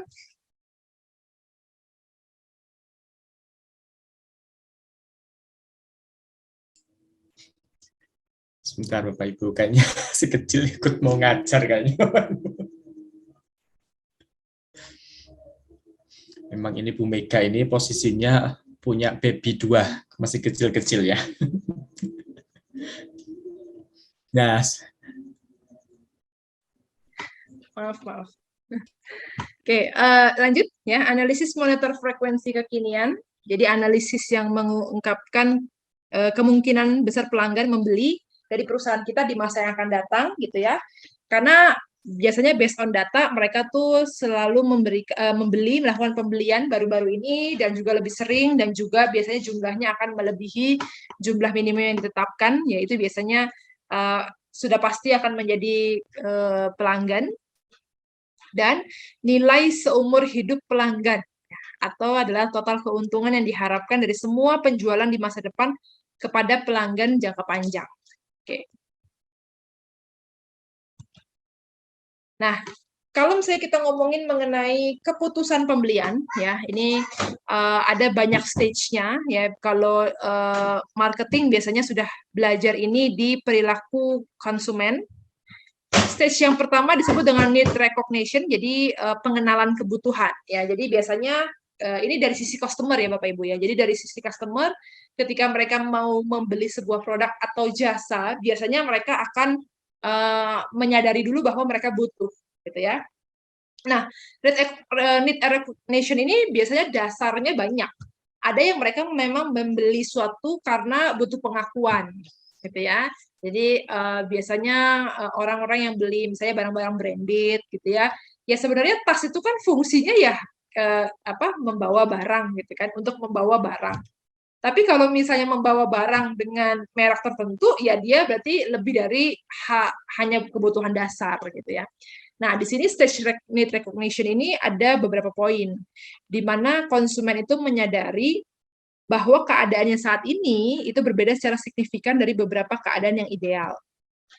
Kemudian konsumen harus juga mengenali kebutuhan sebelum perilaku pembelian dapat dimulai, dan banyak faktor yang dapat mempengaruhi pengenalan kebutuhan. Salah satunya adalah strategi pemasaran yang dapat digunakan untuk mempengaruhi pengenalan kebutuhan. Jadi kadang strategi pemasaran itu dimunculkan hanya untuk memunculkan kebutuhan, gitu ya. Tadinya kita merasa nggak, olah kita menjadi butuh, gitu ya. Oke, nah ini salah satunya ya. Jadi zaman sebelum ada Gojek, kayaknya kita ngerasa bahwa ya kemana-mana kalau nggak naik motor sendiri, beli motor sendiri, beli kendaraan sendiri gitu ya. Tapi sekarang dikit-dikit pakai Gojek, dikit-dikit pakai GoSend gitu ya. Ini kemudian strategi marketing yang membuat ini menjadi kebutuhan gitu ya. Ini salah satu caranya. Kemudian baru masuk stage kedua, jadi setelah kita merasa, oh iya ya ada kebutuhan ya kita di sana, biasanya customer itu mencari informasi. Ya, ini adalah stage-stage dari customer sebelum melakukan keputusan pembelian. Nah, semakin Bapak Ibu memahami stage ini, maka kita akan bisa mengarahkan customer untuk beli produk dari industri perusahaan kita, gitu ya. Nah, di pencarian informasi dan juga evaluasi, ini biasanya mereka memiliki kriteria untuk melakukan evaluasi. Entah itu mereka melihat fiturnya, apakah mereka melihat karakteristik produknya atau layanannya yang digunakan pelanggan untuk membandingkan merek. Ya.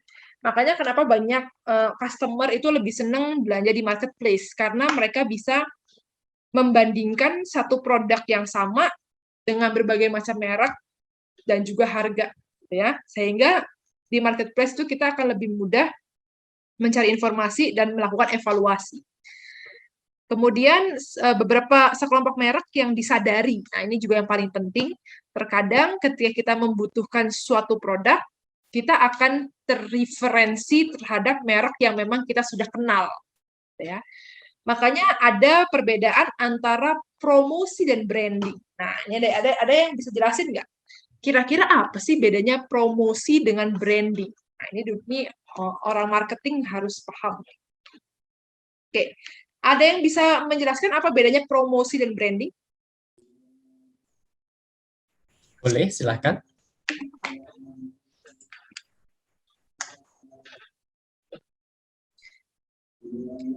Kadang kita ngelihat, karena kita mendengar gitu ya istilah-istilah, kita promosi deh, kita branding dong gitu. Apa sih sebenarnya perbedaan antara promosi dan branding? Silakan Bapak Ibu. Ya. Oke, Bu Putri. Iya, Pak. Kalau menurut saya perbedaan dari promosi dan branding itu kalau misalnya promosi lebih ke bagaimana cara perusahaan itu untuk membangun nama perusahaannya. Kemudian kalau misalnya branding itu lebih spesifik lagi, dia lebih ke strateginya. Strategi yang akan dijalankan itu di 3 bulan, 6 bulan, 1 tahun dalam jangka yang panjang. Ada lagi yang mau menambahkan, silakan. Yang Bapak Ibu pahami mengenai apa sih sebenarnya bedanya promosi gitu ya. Kemudian apa yang perusahaan saya lakukan biasanya untuk melakukan branding gitu ya. Oke, ini menarik nih. Sebenarnya ini teori-teori dasar dari marketing. Oke ya, terima kasih Bu Putri. Anyway, jadi sebenarnya promosi dan branding itu ya 2 hal yang biasanya dilakukan. Kalau misalnya kita ngomongin penjualan sekali, 2 kali, biasanya perusahaan melakukan promosi. Tapi kalau gimana caranya repeat order yang terus-terusan, ya biasanya perusahaan akan melakukan branding gitu ya. Jadi kadang kalau misalnya perusahaan yang iklannya agak nyeleneh-nyeleneh gitu ya, pasti Bapak Ibu kan suka paham tuh iklan-iklan rokok misalnya yang produknya rokok tapi iklannya nyeleneh gitu ya. Itu biasanya mereka hanya melakukan branding aja gitu ya. Jadi hanya ngingetin aja bahwa ada loh merek rokok yang mereknya ini gitu. Jadi hanya sekedar brandingnya aja. Nah, tapi sebenarnya ada beberapa branding yang juga nggak efektif ya. Ada beberapa penelitian juga yang bilang bahwa terkadang customer itu malah inget sama iklannya, bukan inget sama produknya gitu ya. Jadi ada 2 mata pisau gitu ya. Tapi justru yang diingat malah si iklannya, bukan produknya. Oleh karena itu branding juga harus hati-hati. Kalau terlalu nyeleneh, yang ada yang diingat bukan mereknya, tapi iklannya saja yang diingat gitu ya. Oke. Jadi itu ada bedanya promosi dan branding. Nah, itu salah satunya juga gitu ya. Pentingnya perusahaan melakukan branding karena ketika customer sudah membutuhkan sesuatu, dia langsung terkoneksi sama branding tersebut ya. sama seperti apa yang saya lakukan ketika saya selling the insurance gitu ya. Karena tidak semua customer itu merasakan butuh gitu kan. Tapi ketika dia butuh, dia udah ngerasa butuh, dia akan ingat pada satu merek tertentu yang karena saya melakukan branding sehingga dia akan ingat pada merek tersebut gitu. Nah, menurut saya itu juga hal yang penting sekali untuk dilakukan selain promosi, tapi juga perusahaan harus memperhatikan mengenai branding. Ya. Karena branding itu sangat mempengaruhi khususnya di stage 2 ini gitu ya, ketika customer banyak melakukan pencarian informasi dan memilih mengevaluasi. Ya. Ya karena branding itu biasanya masuk ke alam bawah sadar gitu ya Bapak Ibu ya. Jadi semakin banyak terkena paparan brandingnya sebuah perusahaan ya, maka itu akan masuk ke alam bawah sadar. Jadi ketika kita mau melakukan proses pembelian, yang kita ingat ya hal tersebut. Ya. Oke. Nah, stage selanjutnya adalah purchase decision atau keputusan pembelian. Jadi ada beberapa faktor-faktor yang mempengaruhi keputusan pembelian. Salah satunya adalah merek, ya, iklan, kemudian ada juga pengaturan pembelian. Jadi kalau misalnya outlet toko, di katalog ya, di TV, internet misalnya, atau kita ngomong di toko lah gitu ya. Biasanya ada produk-produk yang memang dia ditaruh sejajar dengan mata gitu ya. Jadi misalnya di bagian Indomie misalnya, mie instan lah. Maka Indomie itu biasanya akan ditaruh di yang sejajar dengan mata. Jadi kalau kita butuh mie instan, yang kelihatan duluan Indomie mereknya.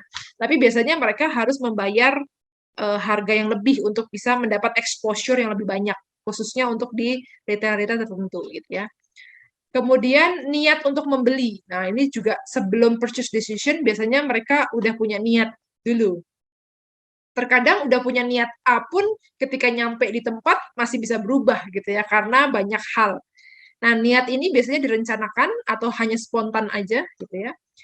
Ada juga tata letak toko, ya, personel penjualan. Nah, ini SPG-nya juga bisa berpengaruh sekali ya. Ketika kita mau beli susu biasanya, susu anak gitu ya, itu pertama kalinya pasti langsung SPG-nya menjelaskan ABCD. Padahal dari rumah kita udah tahu nih, oh pokoknya datang ke toko beli merek A. Tapi nyampe sana ketemu SPG, dia jelasin, oh B itu lebih bagus gitu. Biasanya akan switch juga. Dan juga kemudahan penggunaan situs web. Kalau misalnya mereka menjual melalui website gitu ya. Jadi melakukan proses pembayaran, membaca deskripsi produk di web tersebut dan seterusnya. Kemudian stage yang keempat ya, yang ini adalah post purchase evaluation. Jadi evaluasi setelah pembelian. Ya, salah satunya adalah perusahaan pasti lebih cemas ketika pelanggan langsung punya pikiran kedua setelah pembelian gitu ya. Jadi kalau habis mereka beli produk kita terus mereka punya tahu gitu beli tempat lain gitu ya. Wah, itu langsung perusahaan harus siap-siap pakai strategi tertentu gitu ya. Dan biasanya ada yang menyebabkan keluhan pelanggan, peralihan merek atau penghentian produk ya. Nah, biasanya hal-hal tersebut ini juga terjadi tidak hanya karena kesalahan produknya saja, tapi ketika misalnya ada keterlambatan distribusi misalnya, sehingga membuat konsumen lebih susah untuk mendapatkan produk itu, sehingga mereka terpaksa harus beralih ke merek lain. Maka dari itu ketika saya mengajar supply chain management, jadi saya juga mengajar mata kuliah supply chain management, kunci utama supply chain management adalah ketepatan waktu gitu ya. Bagaimana customer time to market-nya cepat gitu ya. Mulai dari produk diproduksi sampai nyampe ke tangan customer itu harus tepat waktu. Tepat waktu itu berarti ya nggak boleh sampai produknya kosong di retail atau di distributor tertentu. Supaya itu tadi istilahnya membuat supaya customer-nya tidak switching. Hal-hal yang dapat dikurangi ya, salah satunya maksudnya dapat dikurangi keluhannya misalnya dengan adanya jaminan oleh tenaga penjualnya, jaminan masa percobaan atau tindak lanjut pelanggan kalau misalnya ada keluhan, dan juga mengkonfirmasi informasi dari pengguna lain. Nah, ini ada disiapkan sebuah platform untuk sesama pengguna mereka bisa berdiskusi gitu. Oke, ini juga ada beberapa tambahan sedikit ya, bahwa influence ya atau pengaruh itu ada yang psychology dan social. Psychology ada 4 poin, ada needs, persepsi, motivasi, attitude, nanti kita akan bahas satu persatu. Kemudian yang di sosiologi ada culture, social classes, apakah dia menengah, apakah dia atas, apakah dia level bawah, itu social class. Reference groups ya, jadi teman-temannya pakai merek apa gitu ya. Apa ada juga yang dirasakan dengan leader opinion gitu ya. Misalnya kalau kita mau beli mobil baru, biasanya nanya sama bosnya nih yang udah pakai mobil merek tertentu misalnya. Biasanya akan menjadikan hal tersebut menjadi pengaruh untuk kita melakukan keputusan pembelian. Nah, ini yang psychology, jadi memahami pengaruh psikologi pada pelanggan. Ya. Salah satunya adalah needs atau kebutuhan, yaitu titik awal untuk semua perilaku. Ya, jadi kebutuhan itu ada yang fisiologis, sosial, psikologis, dan spiritual. Nah, ini panjang sebenarnya teorinya, kalau mau dibahas satu-satu, tapi kebutuhan tuh beda-beda gitu ya. Yang paling menarik sebenarnya ketika customer melakukan kebutuhan berdasarkan dengan spiritual tertentu misalnya. Atau ada juga yang jarang puas penuhnya atau permanen ya, misalnya surat kabar kan, kalau berita itu biasanya dia harus setiap hari diperbarui gitu ya. Sama seperti content creator yang ada di YouTube gitu ya. Karena dia update-nya setiap hari sehingga membuat kita jadi penasaran terus. Nah, itu sama tuh seperti pengaruh secara psikologis. Ada juga yang berfungsi bersamaan ya, misalnya keinginan untuk pakaian, ada yang status juga. Nah, ini salah satunya.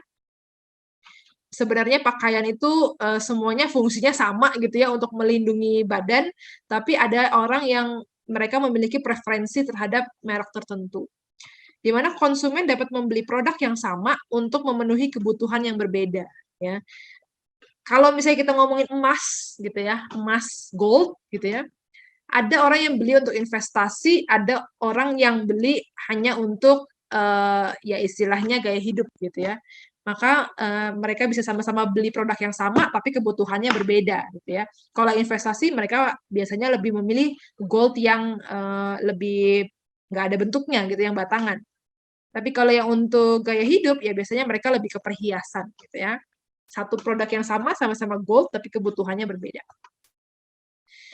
Ada juga yang berdasarkan persepsi ya, apakah proses individu yang memberi makna pada rangsangan yang dihadapi konsumen.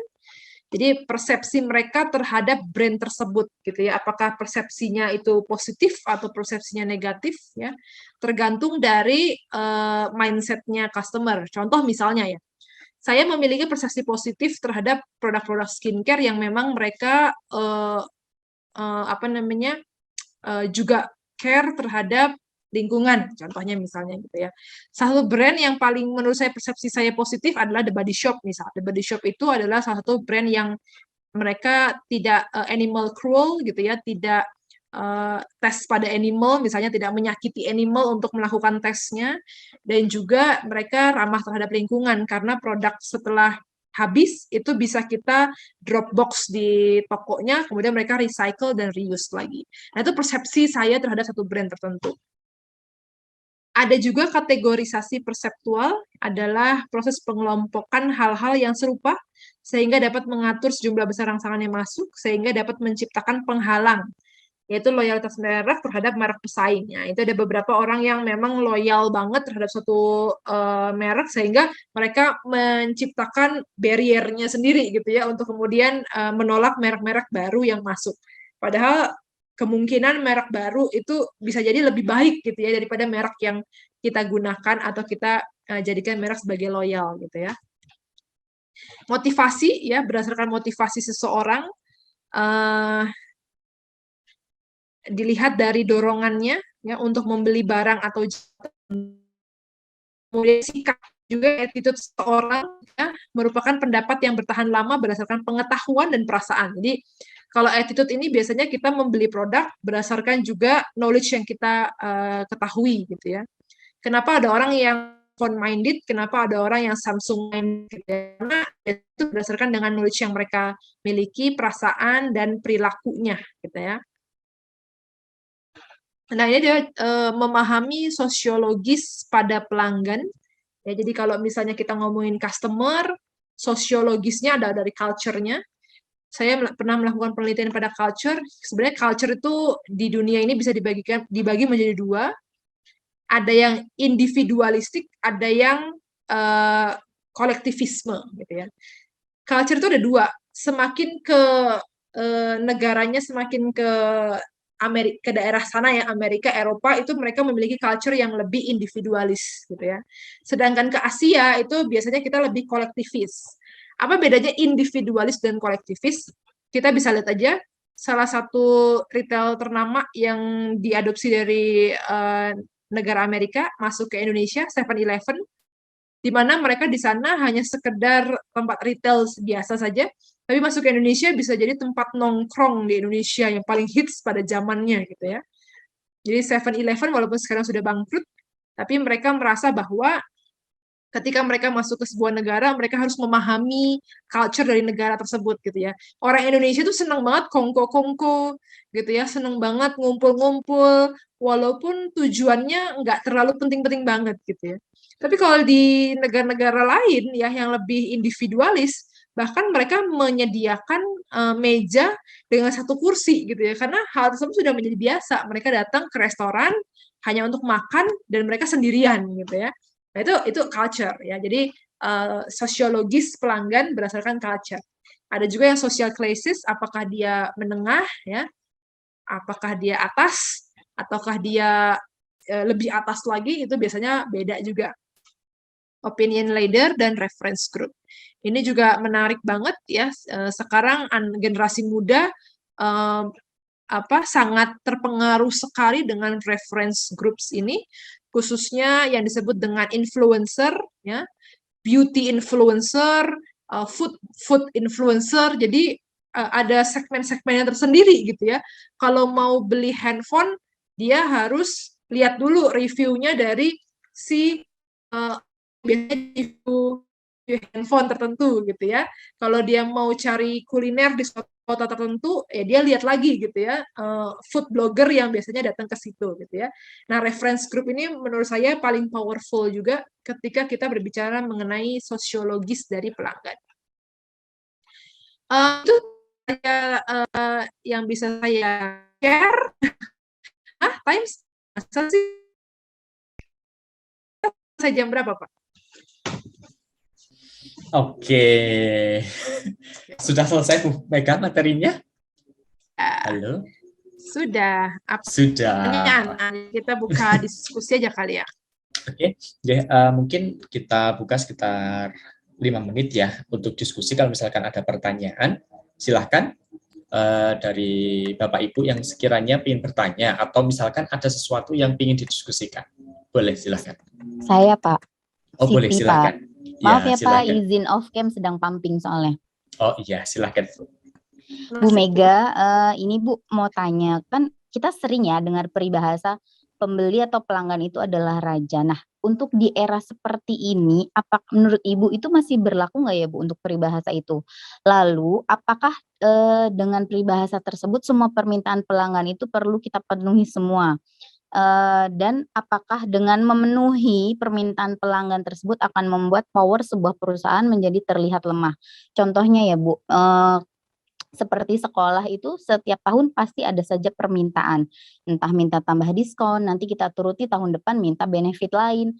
Nah, jadi itu mungkin apakah perusahaan misalnya Mentari gitu dengan memenuhi permintaan mereka karena mereka menganggap ya saya kan raja gitu, apakah kita tuh jadi dianggap lemah ya Bu, minta ini itu juga diturutin, apakah jadi seperti itu atau gimana kalau menurut Ibu? Terima kasih. Ya, makasih Bu. Selamat pumping ya, senasib nih masih Bu Swi, saya juga. Oke, ya itu peribahasa zaman dulu gitu ya, bahwa customer adalah raja. Kalau menurut saya zaman sekarang tuh lebih kepada customer itu adalah lebih kepada partnership ya Bu ya. Jadi ada berbagai macam teori yang sekarang menurut saya sudah harus diperbaharui. Salah satunya adalah teori tersebut gitu ya. Tapi masalahnya, problemsnya adalah gimana caranya kita bisa membuat istilahnya gini, membuat mindset-nya si pelanggan itu dirubah menjadi kamu itu bukan raja, tapi kamu tuh partnership-nya kita gitu. Itu adalah dengan cara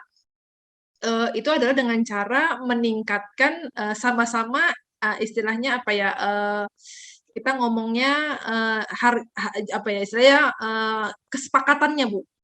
Nah, makanya dari itu di dalam satu teori supply chain gitu ya Bu ya, yang saya ajar sekarang, bahwa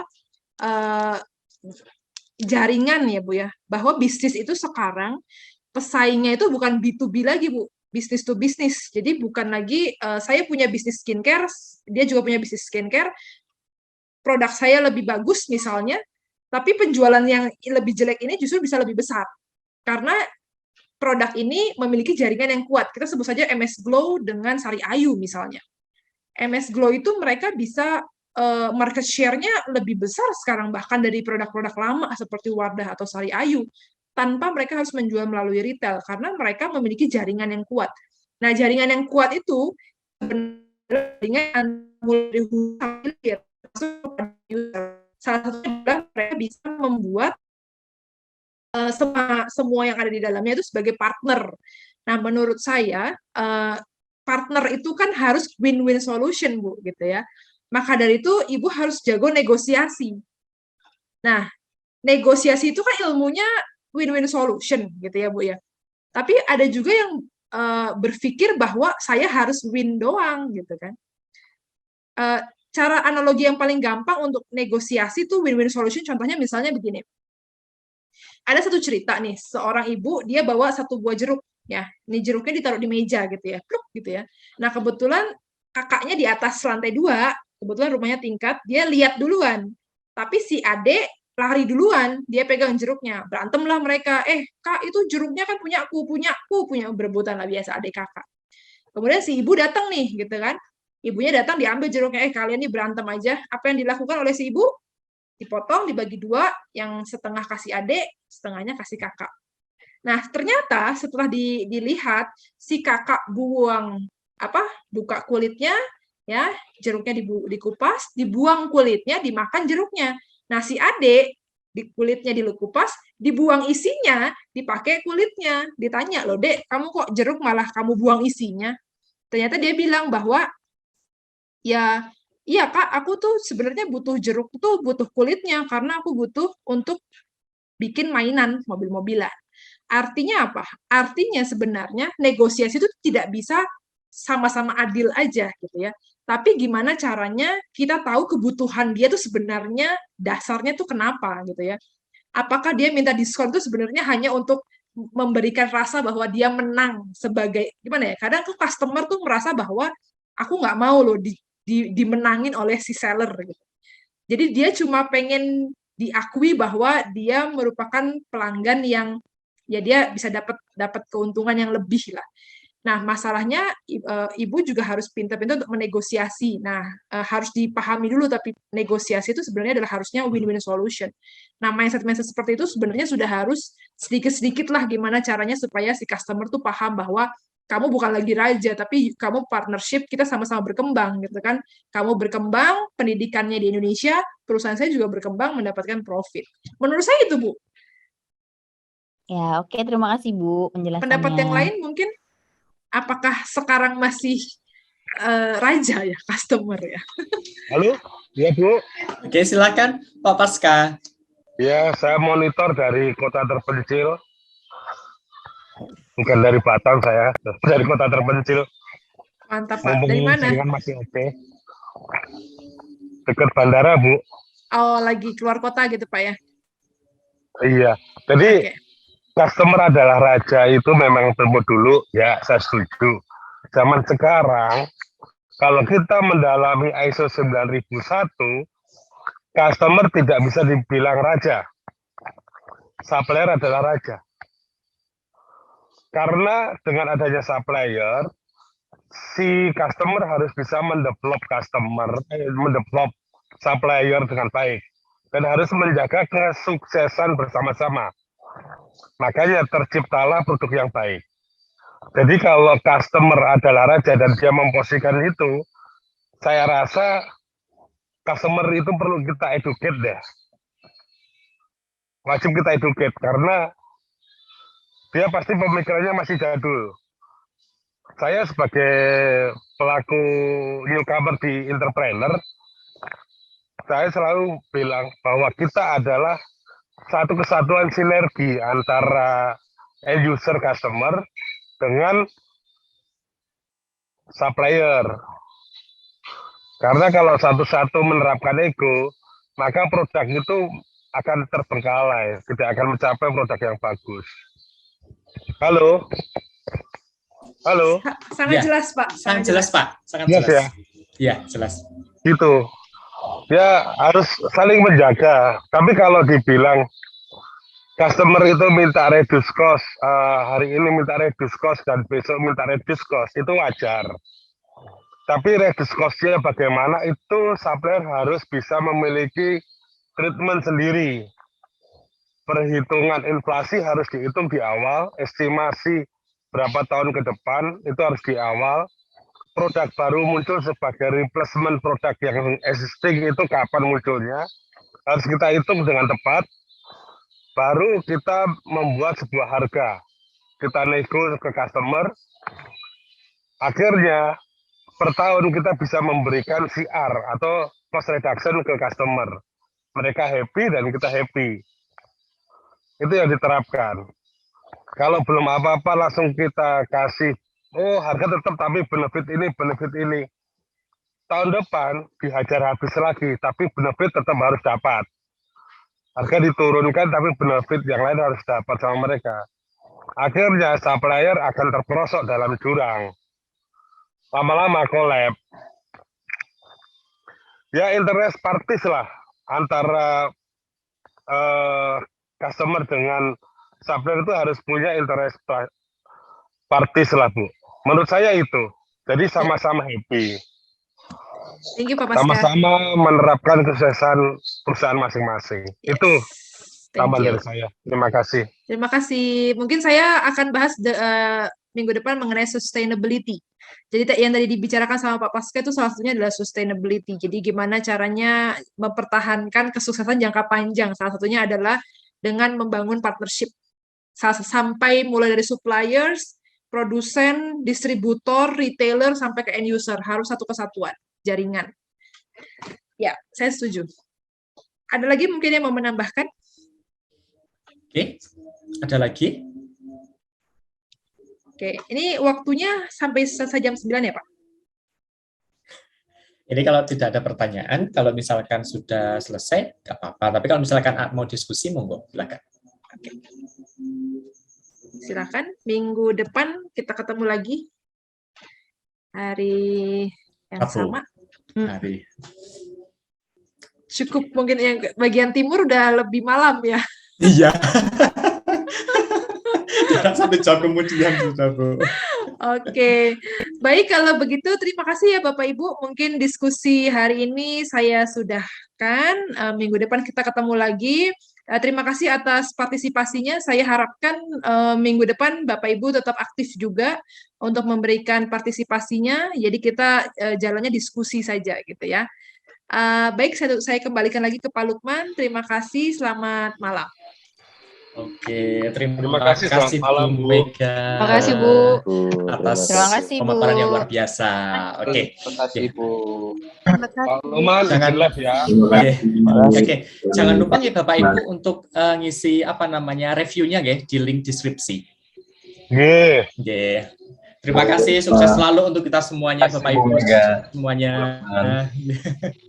Terima Oke, sami-sami Bapak. Terima kasih, Ya, Bapak Ibu. Terima kasih, Bu Mega. Sami-sami.